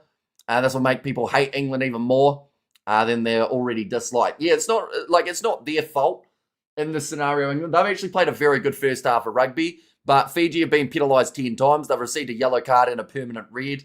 So, it's taking away from the fact that this has actually been a very good English performance. And they've actually looked so much stronger than we saw last week. They're getting a few backline movements going. They're looking confident with ball in hand. But the talking point of this game is now going to be the controversy around the cards that we have seen. Permanent red card for what I could not see anything. So he gave him a mule kick to the chest on the ground because he was hanging on to him for a bit too long. Kind of tired of this game now. You should go take a nap, Hamish, see for the bot games he's hanging at. Yeah, I'm going to say it right now. We normally, because of the closeness of these games, we have a bit of a build-up for the South Africa versus Scotland game. It was going to be starting at 3 a.m., which is in 50 minutes' time. We've still got another 17 and a half minutes of this halftime break. 3 minutes extra in the middle patch of the second half. So we're probably going to be transferring over with about 10 minutes remaining on this game for that next build-up, and then also giving updates along the way as well. I just give the player a warning, says Albert. I was just going for England to hit my multi, says Navigator. And we have that England would be right to be ruthless and rack up points. The fans will hate it, says Inquisitor. Yeah, that's the thing. Like England, again, you look at this game, this has been a very solid English performance. And it feels rough to take anything away from that. Of course, like we mentioned, the discipline of Fiji was pretty rough throughout that first half, to say the absolute least. That was an atrocious decision. How was that a red card? Says Martin. I thought it was just going to be a penalty, to be honest. I thought either a penalty or at worst yellow card, but they've ruled it as a deliberate and dangerous action. Now, to be fair, if he wanted to be deliberate and dangerous, he would have kicked him in the face. But he didn't. He kicked him in the chest, gave him a little tap, said, "Oi, let go of my leg." But yeah, it's unique.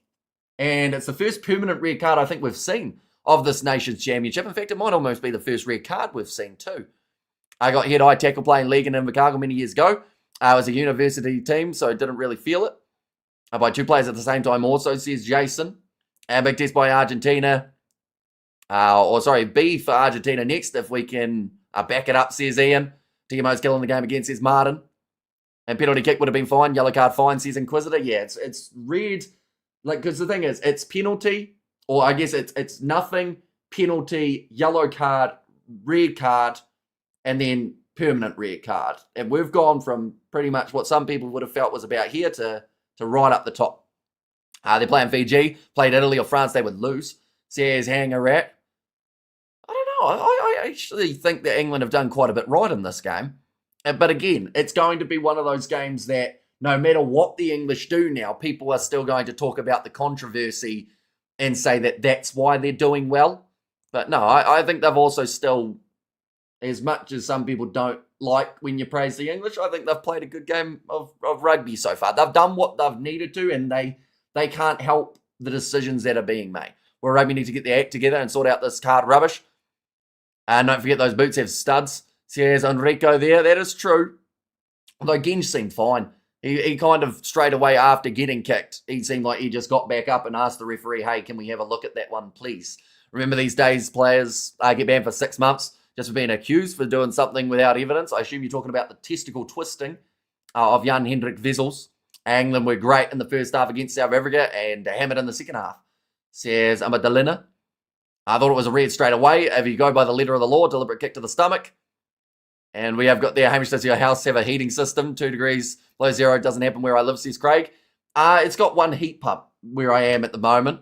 So we're not quite 2 degrees or -2 now. We're 0 degrees Celsius. But yeah, I got the heat pump going, but it's not doing a lot. You can never be a politician, Hamish. You're far too nice.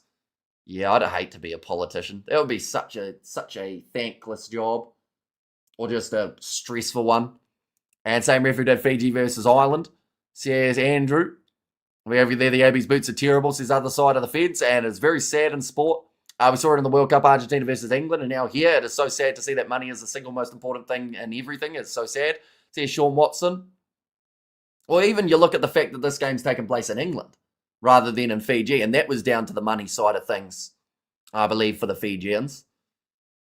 So yeah, it's the big factor. You have to look at the context of the game too. Going straight to the red there basically ends the game, says Inquisitor. And we have got there, clean your filters horse, says Reese Bell. I assume you're talking about like the heat pump filters, but it's not so much that it's like not a clean filter. It's just that it's so far away. like where I am, I'd say it's probably one wall and about 10 meters away from where the heat pump would be. The other room will be so toasty in there, but the heat doesn't travel into this one. Playing a team like Fiji is hard to get a fair assessment of the team's performance due to them being very up and down team from week to week. Maybe just rest this game. Your commentary needs to keeping me sane at the moment. Says Dylan. We have there 7 degrees at 90 mile. That'd be all right, to be fair. Including Nigel Owens, refs are bad. The African sides were robbed at the FIFA World Cup. Did you get my bag of rice that I sent you? No, we just sent it to. I don't think it went to me. And kick for penalty goal within 1 minute. 10 seconds try, kick for goal within 2 minutes of score. Review within 50 seconds, drop out 1 minute review, 30 seconds line outs. 50 seconds says Dougie. Yeah, there's a lot of stoppages. So the minute or the 3 minutes that they have in between as the cooling break, they probably don't actually need, because we saw a break at 10 minutes, we saw a break at 30 minutes. We have there's still a danger of CO2 if you don't change the filters. Says Hangaret, don't worry, my heat pump has been serviced recently. It's up to date. I also don't use it that much. It's more so that when I walk out there, when I get hypothermia in this room, I can slightly warm up. I guess it would come down to how well your team was able to implement their game plan versus teams like Fiji, say Italy too, says Inquisitor, and up in the hills in Northumberland. And just got the signal, says Eric. And just so disappointed as a bot fan that another team tested positive. Now everyone will be looking at us as cheaters, says Enrico. Yeah. And that's the thing. As people will know, social media is a brutal thing. So all it takes is one little headline and all of a sudden people just jump at it, don't they? They take the opportunity while it's there rather than just going, okay, well, we'll wait for the evidence and, maybe it's an outlier. People just go, yep, that means everyone's on it. And that's just, not the case. They're just showing the highlights of the English tries. There's quite a few of them from that first half.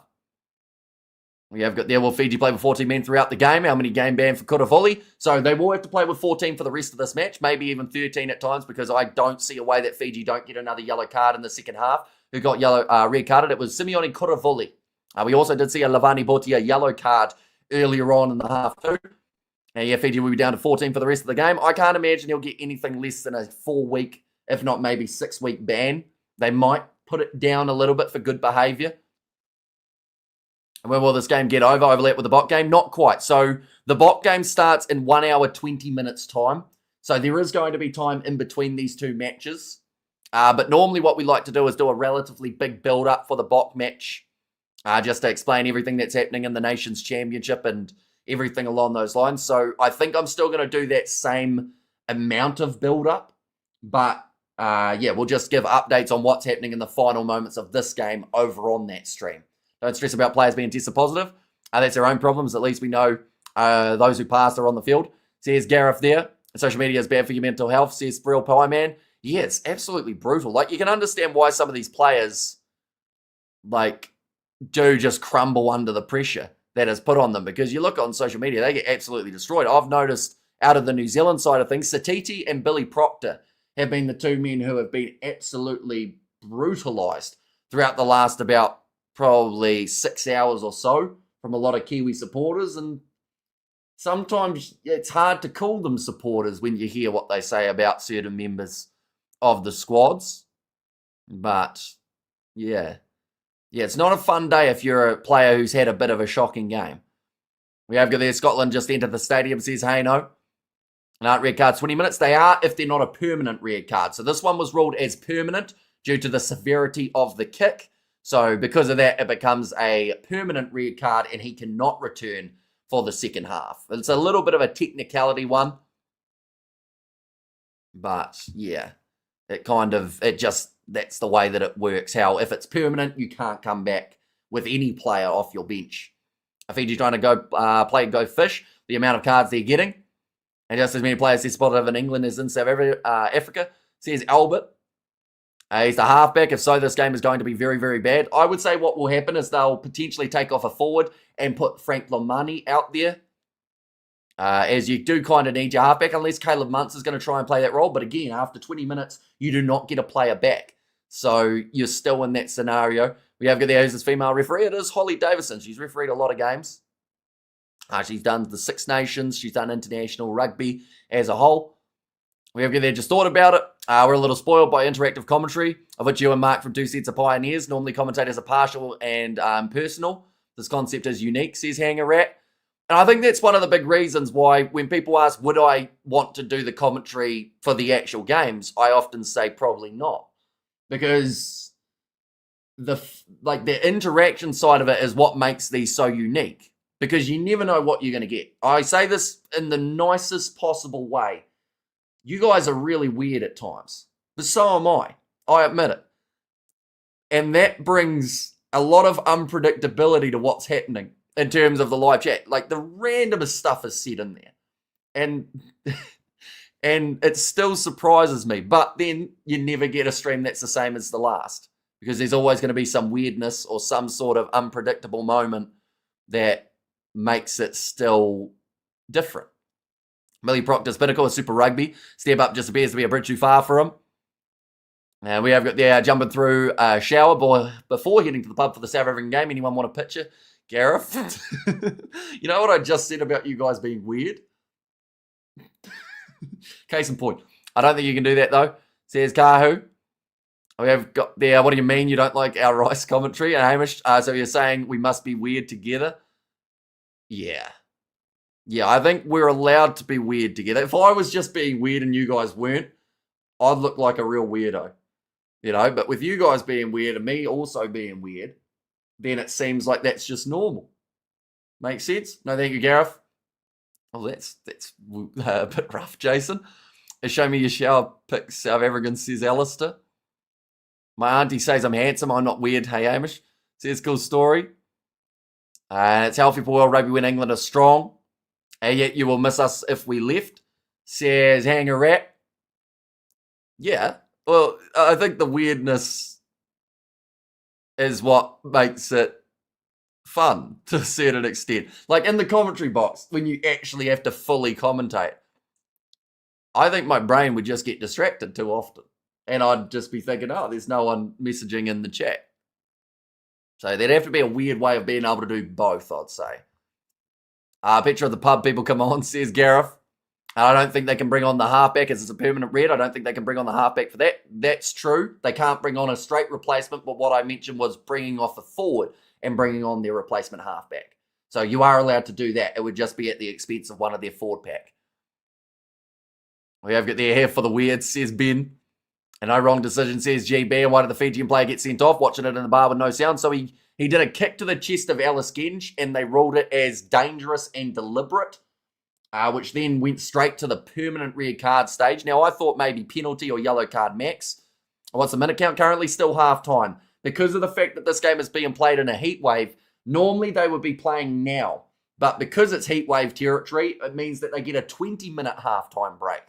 So it extends this match just that little bit further. And also we have got there, I think they can shift players' positions. Pull a substitute to fill halfback. Correct, yes. I still don't think you could do that. Yeah, you can. You're allowed to replace like a different player to then bring on a halfback. So I said about a forward, they may even consider going with someone like Boate Karawalevu. They might take him off so that they can then bring on Frank Lomani. Everyone express themselves differently. And so many times it can be hilarious, says Johnny. And goodness, Fiji is so bad, poor performance as usual. Poor discipline as usual. Yeah, that penalty count is huge at the moment. I think they've given away about 11 penalties to the 1 or 2. So that doesn't help. Fancy England by 70 here, says Stephen. Yeah, this is, for me, going to be the most one-sided game of the weekend. And I'll be very surprised if any of the other games top this. Definitely with Fiji playing with 14 now. The world is a weird place. So we can be excused for moulding to our surroundings, says Jason. And I hope this game finishing before the box. I want to play a game of Fortnite before the box as I'm in New Zealand, says Kahu. I think this game will be finished at about, if I had to guess, maybe around 3:10, 3:15. Yeah, I actually think 3:15. So you'll have about 25 minutes in between to play your game of Fortnite. Because, yeah, there are so many delays with the fact that they've got those cooling breaks, with the fact that the first half went 48 minutes. English fan, I love rugby, but some of these decisions are pathetic. Spoils the game, says Neil Cooper. Yeah, I think everyone's accepted the fact that England's now won this game and we're just waiting to find out by how much. Do you think England win by 70? I think they'll win by a decent margin. I do also think Fiji will score at some stage throughout this contest, though. But like a 68-10 or somewhere around there could definitely be on the cards. England got 35 with equal players. They get another 40 to 50 in the next half, says Inquisitor. And what on earth was he doing? Trying to kick Genz's chest, Kung Fu hustle on the field. Yeah, it definitely wasn't the smartest move from Kuravuli. He was frustrated that he got held, but he didn't actually get held that long when they showed the replay. I don't know what you guys are talking about. Fiji going to come back now and win this game 38 points to 35. And is this game in America or something? Doesn't look like England. No, it is in England. Hill Dickinson Stadium. It's Everton's stadium. But we've got 2.5 minutes remaining before the second half starts up in this fixture. What? Says Yanni. Is that what at the scoreline? Unless maybe you actually just pressed enter too early. That happens quite a bit. I'm used to that. And it's always after someone puts what. They always hit the enter rather than the next word. And we have got there, England have had a rough time recently, smashed by the Box and the Rugby smashed by the Black Caps in cricket. And didn't Fiji score before half time? They did until it got ruled out because of that chest kick. They should be allowed to rock in at least 20 minutes. Wait, you should be allowed to rock in the last 20 minutes. What does that mean? And I hope they do come back, although I'm English, says Neil. And go Everton. Says Navigator there too. But the Fijian crowd still showing a lot of support for their side. We have got there, so the best player for England is a South African. Says, I assume you're referring to Jansi Funds Rensburg because he scored. I'm actually curious to know if Henry Slade will return from his HIA. But the second half just about to start up now, ladies and gentlemen. The Flying Fijians.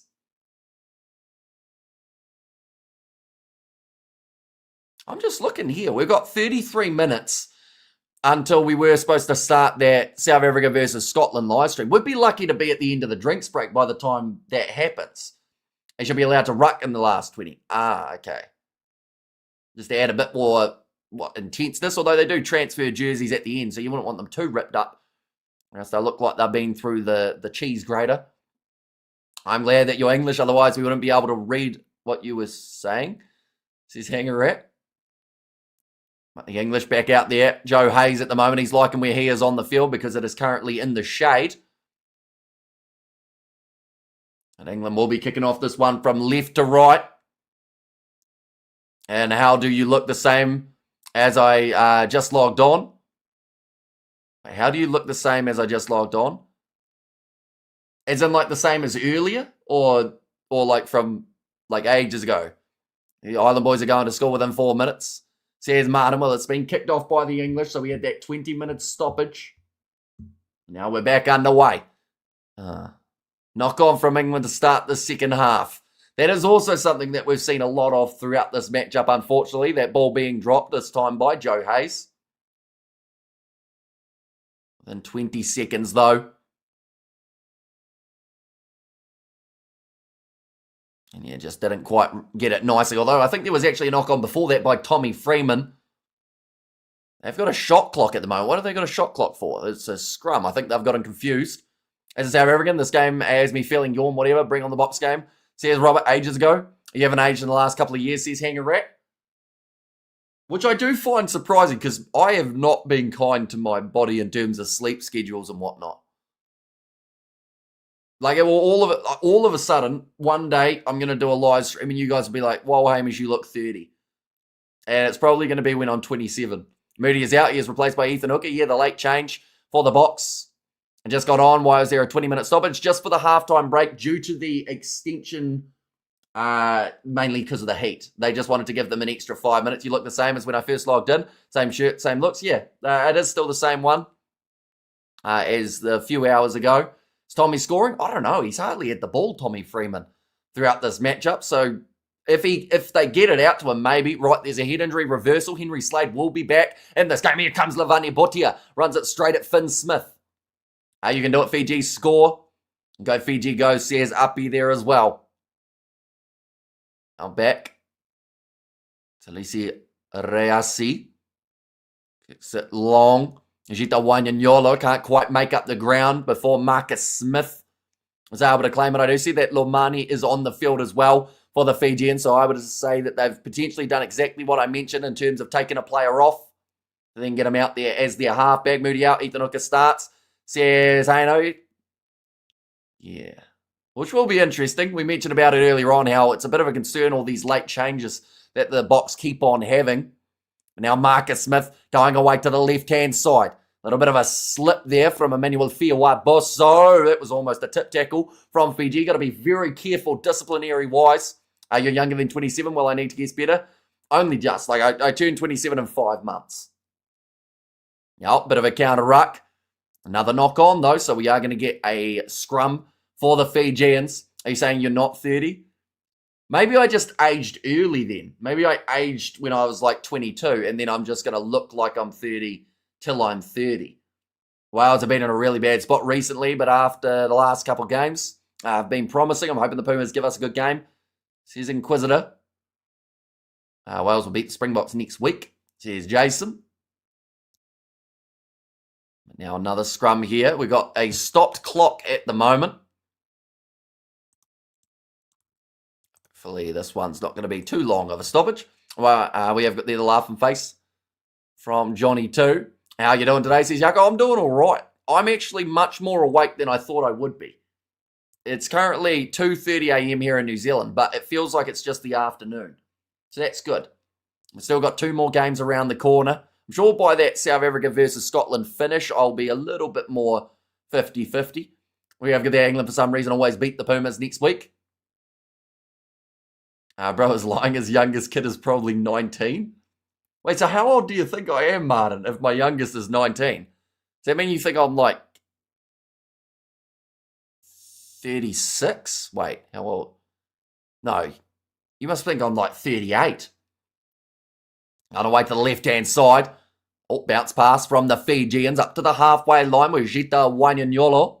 Some decent runs last week up against the Welsh, although he hasn't really found the full momentum in this game as of yet. Bit of a counter-ruck there. Frank Lomani having to try and clean that one up.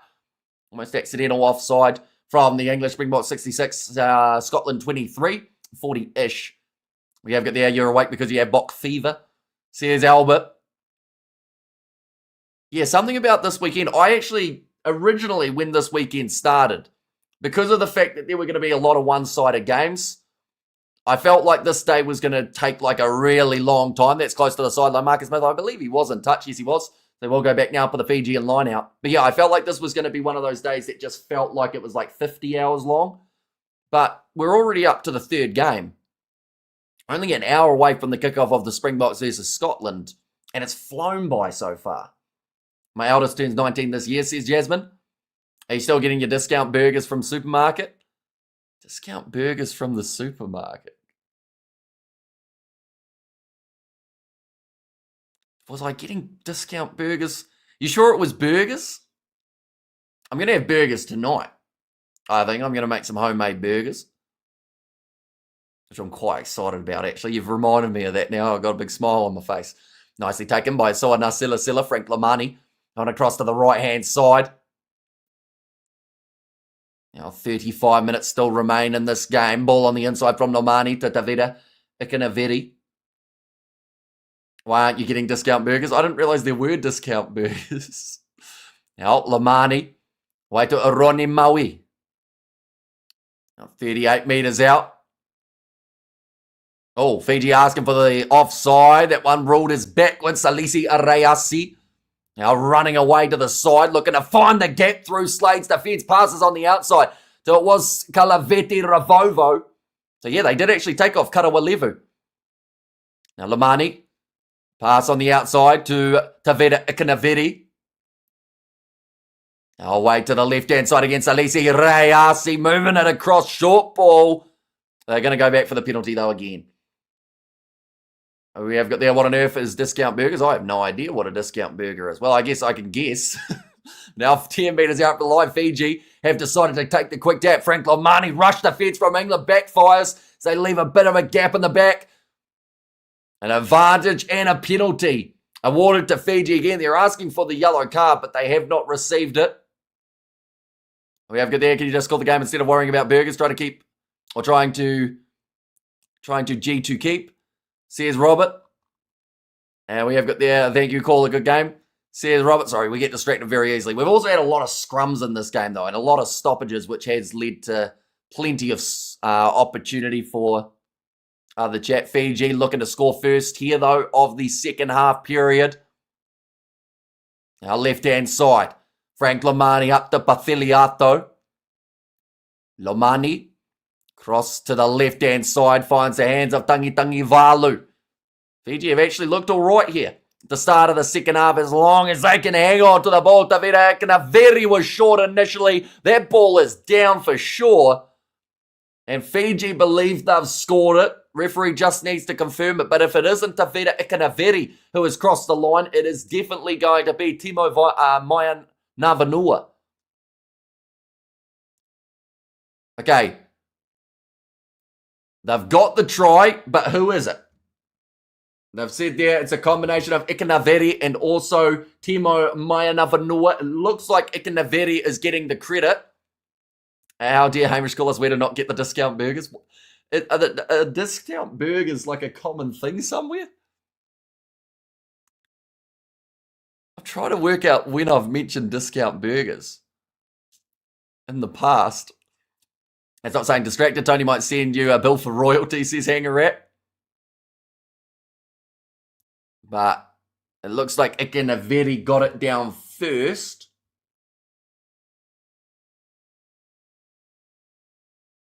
Maybe. How do you pronounce all the names? It's genuinely impressive. Lots of practice is about all that it comes down to. Just calling so many of these games, a lot of the guys just seem to roll off the tongue now for their names.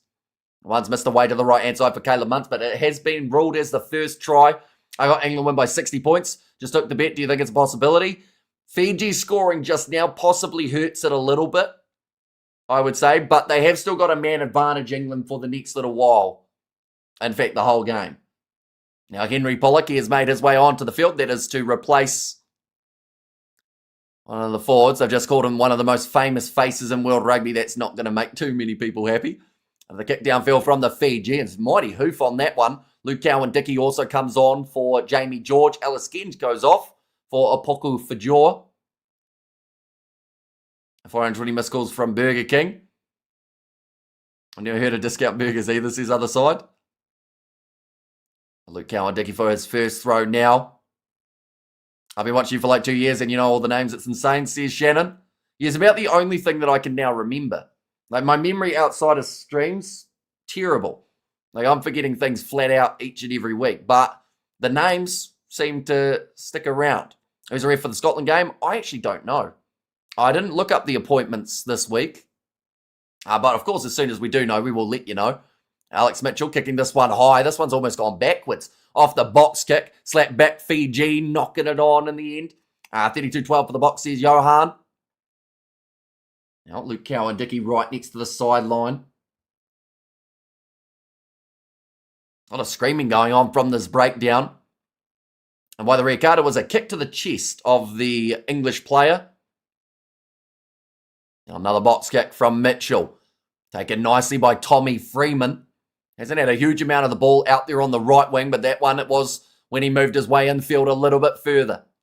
Now Finn Smith looking for the chip in behind. No real cover back there for the Fijians. This one's going to go close to the sideline. A mistake made by Pathiliato. I'm not too sure what the mindset was there from the Fijian veteran, but all that it has done has led to a big chance for the English 5 metres out from the opposition line. Homemade burgers and oven chips with extra salt. Or do I have chips? I might have chips too, actually, so I'll be able to do a nice little combo. 28-19 to Scotland, says Jason. Go Fiji, go. Says Amy there.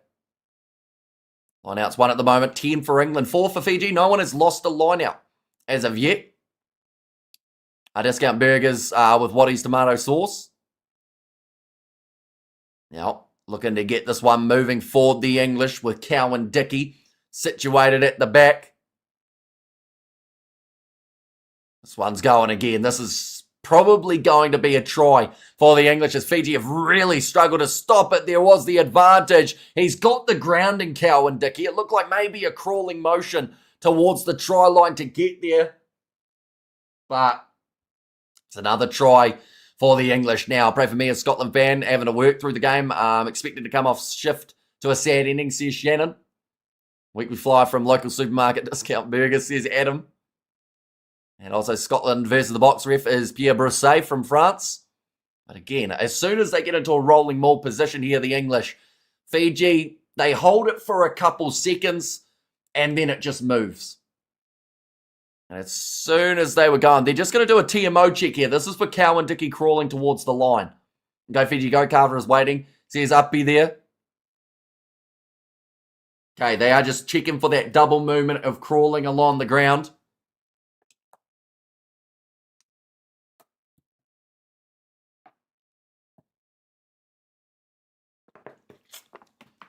They did have the penalty advantage, though. Yeah, a bit of crawling. So I think this one might get ruled out. 100% a legend, Rugby Hall of Famer, says Inquisitor. And also I'm at work as well, going home in 4 hours, says Johan. Also, you get home just before would be Argentina-Wales. Yeah, so I would say this one's going to be just chalked off. They were already playing a penalty advantage. So I would say that this one, they will just go back and England will look to get that line out going yet again. Well, they might even consider a tap or a scrum. Okay, they were playing the penalty advantage, like watching paint dry. Absolute grip. Says Cole there. I assume is that the live stream or is that the game itself, Cole? Could be both, of course. Steve Borthwick, though, not happy with what he's been seeing from his side. There would be a huge shock if Wales win against the Pumas. I'd say yes and no. I think that they've done enough throughout recent times to seem like, if they play well. Like, they actually had a very good game up against the Fijians. The Welsh as a whole. Yeah, I'm home with 5 and 5.5 hours, so it will be a long day waiting to check the score, says Shannon. Cowan Dickey again. They'll look to get this rolling maul going. Sitting with 27.5 minutes remaining. We've still got another cooling break coming up in the near future. Cowan Dickey into the front of the line out, taken by Coles. They came down a bit too early there, Fiji. So another penalty advantage for the English. It's been a statement we've used multiple times throughout this contest. Unfortunately, just a bit too often. Now, Alex Mitchell thought about the cutout pass. Goes short ball to Finn Smith. Big tackle by Tuisova. Now Mitchell again. Out to the left, Smith. Skip pass out to Emmanuel Fiuaboso. He celebrates that one, and it seems like this should be given as a try this time. And England will now bring up the 40 points. Or will they? They're going upstairs again here. You're actually pretty healthy overall. Says cool story. I'll say it's a 50-50 game. The Pumas versus Wales. One just depends on who turns up. If both turn up, it could be very interesting. We have got there. I'm more fixated on watching you blink than actually reading the chat. Must be sleep time, I'm guessing. I never heard of a discount burger in New Zealand, but they sound cheap and yummy, says Johnny. Yeah, that's a good finish from Emmanuel Fiuaboso. Managed to keep his body off the ground. And just got it down before the boots touched. And Try England says, Navigator, this tournament should be South Africa, New Zealand's A squad, B squad, and C squad. We want the Southern Hemisphere to win. Can't be reliant on teams like Australia, says Inferno. Yeah, you got to feel for the Aussies, don't you, in terms of what has happened in recent times for that side. But this one is ruled, is the try. And it is Emmanuel Fiuaboso. Was able to score him in India. I'll suss the next game, Freedom, says Alistair. And who's your favourite English player? Of this current English side,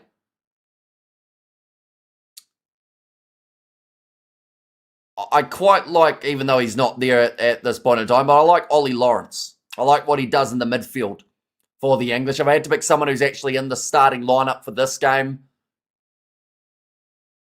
I'd Who would I go with? I like Freeman in terms of as a player, what he's able to bring, a little bit of versatility as well. Do you hear what Rassi said, that he didn't pick his team to beat the Scots? Says Gahu, I didn't hear that. Jamaicans in England love rugby, I've noticed, says Navigator Isle, but the score now 42-8 after the try is scored by England yet again. Right, Jansi Funds Rensburg makes his way back out there onto the field, make one match 30 versus 30, and double the field size, says Inferno. Now, well taken up high. Natave on for the Fijians alongside Ravai and Whanakai Vata. That is to replace Lavani Botia. Hasn't quite had his best game as a whole throughout this matchup. Up the wires, says Hosea. Now, Salisi Reasi well taken under the high ball, getting driven sideways by Tommy Freeman. And Pollock says Alan Jackson.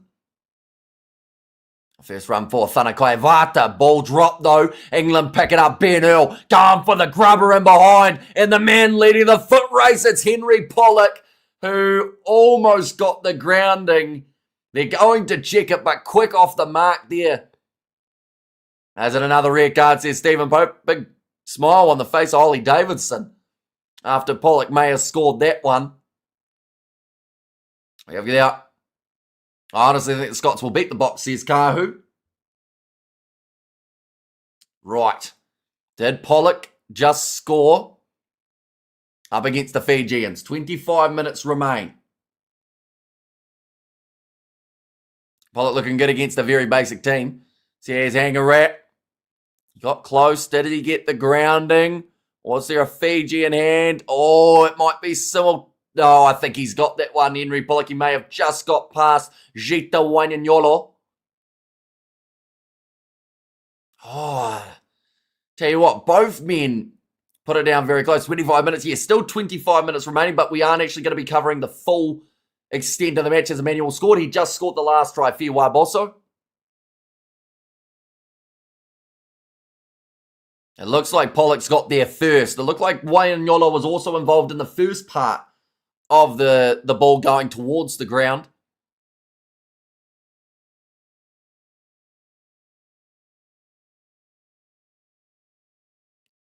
Right. We're waiting for the call. And it is the try for Henry Pollock. As England get closer to the half-century, big smile on his face. That's the England team I remember, says Hobbit. That kick has missed the way to the left-hand side, so the score now sits 47-8 in favour of England. Did they not play him against South Africa to keep his confidence intact? Says Cool Story, he played off the bench. And again, I know that people said that they felt like he didn't do much, but he had a couple short little cameos over the bench. World Cup is next year, and hopefully all the teams are ready. Do you want to change your favourite England player? I was looking at the starting lineup that I was picking from. Do you think Marcus Smith contributes more as a starter or a second half player? I like him off the bench, to be honest, but I can see why they're starting him too at times. 24 minutes remain now on the clock. To be honest, I'm surprised how well Fiji have held on so far, even getting points on the board too, says Inquisitor. Now told to use again. This time it's going to be Marcus Smith with the box kicking role. And ball is still on the side of the English. Finn Smith tries to change direction, slips over and gets jumped on by the big Fijian forwards. This game is TNT, sees Jasmine there. Now passed off to the right-hand side. Hospital pass at that. Picked up nicely by Luke Cowan Dickey though. And breaking the line now, the number 16. Ball's there again. Avi used to it, unfortunately, says Albert. Now away to the left yet again. Jansi Funds Rensburg. Step there from Emmanuel Fiwa-Boso. Oh, close to the turnover. And in fact, Fiji do get themselves the penalty. That will be Ilia Whanakai. And they've decided to take this one quickly. It looked like Kaluri was about to make his way on. But because of Fiji taking it quickly, I believe he now has to make his way back off. Now Penny Ravai. Oh, rough pass there, and it's a knock on from Fiji. which it looks like England have managed to rip it away with Henry Pollock, and now the counter-attack for the English. Out wide to Emmanuel Fiuwai-Boso. Ball on the inside to Jansi Fans Rensburg. Now he has knocked the ball on. Muntz tries to recycle it back for the Fijians. Let's go, says Inquisitor. I don't really count this England win as their resurgence. They're just playing Fiji, a team that's only good at sevens, says Theodore, though it is a team that beat them 2 years ago. Now kick downfield. Lamani does get this ball into touch, but Kaluri is on for Alex Mitchell. That was the change that they've been trying to make for a bit of time. Ethan Hooker will grab all the headlines. Once he's back for the box, says Albert. Well, he's back today. He's playing out on the wing for Kane and Moody, who was a late exclusion from this Bok lineup. Has Emmanuel scored? He certainly has scored himself the second most recent try that we've seen from the English. Why not kick it into touch instead of tap and go?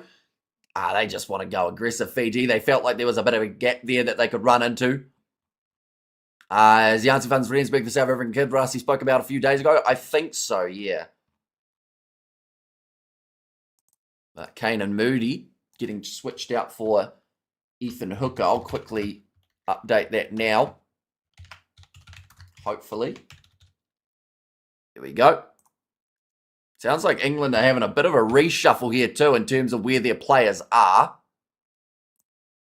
Freeman. Bit of speed there. Whoever is taking Fiji does not know how to inject conviction in themselves. Love your commentary. You also have where they are on the park, like meters from line. Says Robert, can do. Currently, they're not moving. But it is going to be the line out here for the English. We'll be about 30 metres out. I didn't watch the All Blacks game. Did you see any improvement in the team? Second half, they improved. First half looked very scrappy from the Kiwis. It just seemed like they weren't quite, to be honest, in control. But that was always, Italy are a good side at times. But, yeah, I think New Zealand, once they started finding their rhythm, they got a lot more dangerous, which is what they needed. 1 second, we'll go like that. We'll go like that as well.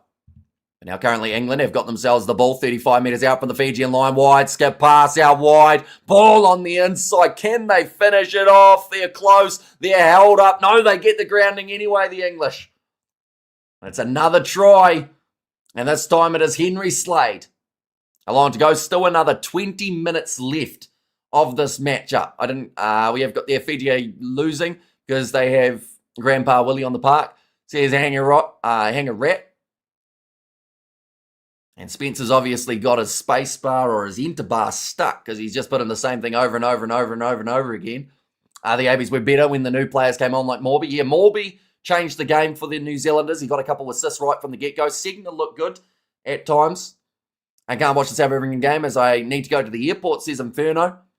And the Scots are going to kill this Fijian team next week, especially in Murrayfield, says Kahu. Now Finn Smith. The lineup this kick, the score 52 points to 8.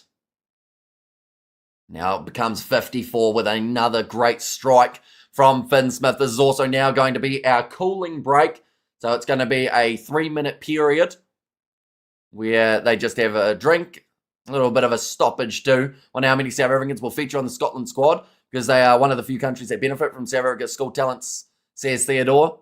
Yeah, I do often mention about it how when the Scottish players who have South African heritage do well, you hear about them all the time. You hear about that's where they're from. They were South African. But then when they go badly, no one mentions it. They just go, nah, we're not gonna bring those players up. But yeah, they take the success when they start going well, but sadly don't support them when they don't. We have got that. At least they can count on you to update me live on the drive there, says Inferno. Fantastic calling. You remind me of Rex Mossop for rugby league in the 80s, says Robert. Yeah, we have got another game just around the corner. That'll be South Africa versus Scotland. What time in South Africa? Scotland, it has taken place in 45 minutes time for the kickoff. But we are actually starting the live stream in 5 minutes.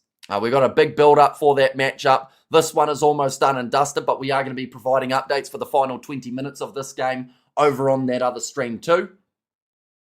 Keeping you well and truly informed about what is happening between these two sides. What was the red card for?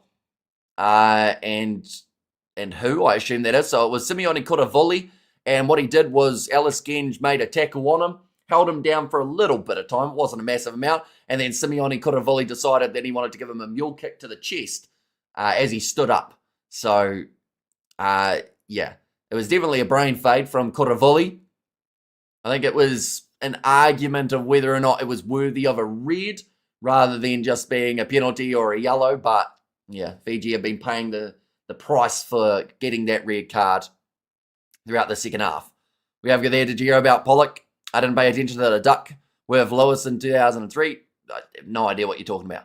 We have got there, I'm not supporting Argentina in the FIFA World Cup, but the rugby, let's go. And good afternoon, trust all is still well. And how many minutes of the South African Scotland game starts? Starts in 45 minutes. Live stream that we have got with the build-up starts in 5 minutes. And then we'll have the continuation of this matchup as well.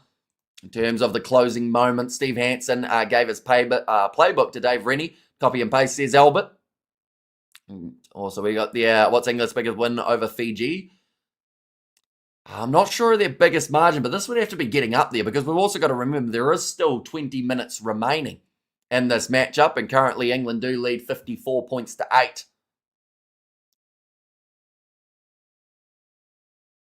But yeah, there will be many frustrations for the Fijians here. Hasn't been their best day at the office. Been outplayed by an English side that just looked that little bit more determined and hungry. That's a cricket score, says Corky. And we have there, thank you, says Gasper. No worries at all. Kicked off by the Fijians. That one goes out on the full. So now it is going to be a scrum feed for England on the halfway line. Alan Jackson said 3 more tries. They're going to go back for the restart now. But it's just, yeah, it's been a bit of a disappointing one all round for Fiji. They've got the option of either the scrum or the restart. England, they will take the restart. You see there, Alex Mitchell, he's got a bit of an ice pack on the hamstring currently. He wasn't out there on the field for a very long time whatsoever. But already having it strapped is a bit of a concern. They talked about how he was having issues with that hamstring near the end of the Premiership regular season. 8 tries to 1. England have certainly earned their bonus point from this matchup. The scrum has taken about 2 minutes to get into play. But with that change of Jack Van Porfliet, it actually means that Marcus Smith is playing full-time halfback at this current point in time. And I found vodka, says Cool Story. But now Smith put this one in, looking at Scotland to rattle the cage. We've got another scrum reset. Gone straight down on the far side. Looks like Tavita Ikanaveri is feeling a bit of maybe pain as well. We see Sam Matavesi has come on. And Hamish on the scale 1 to 10. What do you rate Pollock? Says Ruth. He is definitely a very good player, and that frustrates some people to hear that. But like Premiership-wise for Northampton Saints, he's been a standout for a while. For the English off of the bench, he's a decent option, but depends on the game really as to how much we do see him. We've already seen him score in this matchup within a couple of minutes of coming on. Front row goes down again. This time penalty goes the way of the English here. Finn Smith. He will kick this one towards the sideline. Oh, I just got rid of the scoreboard as well accidentally. 1 second. We'll go like that. And like that as well. I'd like to congratulate England on being not travelling to their away games, says Alistair. They only play where they're told to play. Fiji, it is on Fiji that this game's up north. It's nothing England did. They played Wales and Cardiff last week, the Fijians. They're playing Scotland in Scotland. So, like, they played where they were told to play. So you can't really go against them for that. We have got there, Hamish, are you still not going to the Rugby World Cup next year? Yeah, still no plans. And South Africa versus Scotland prediction. I went 15 points at the start of this one, and I'm still going 15 in favour of the South Africans. Now, rolling ball here for the English. And as soon as we get some sort of stoppage here, we will have to jump away to that next live stream where we will have the continuation of this stream on there as well.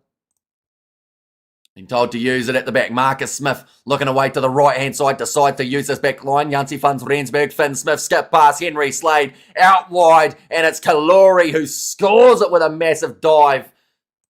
And England bring up now 59. So what we're going to do while this conversion's being made, we're going to jump over to that South Africa versus Scotland game. And we'll continue on with this stream as well. So we will see you all in a very short moment for that next one.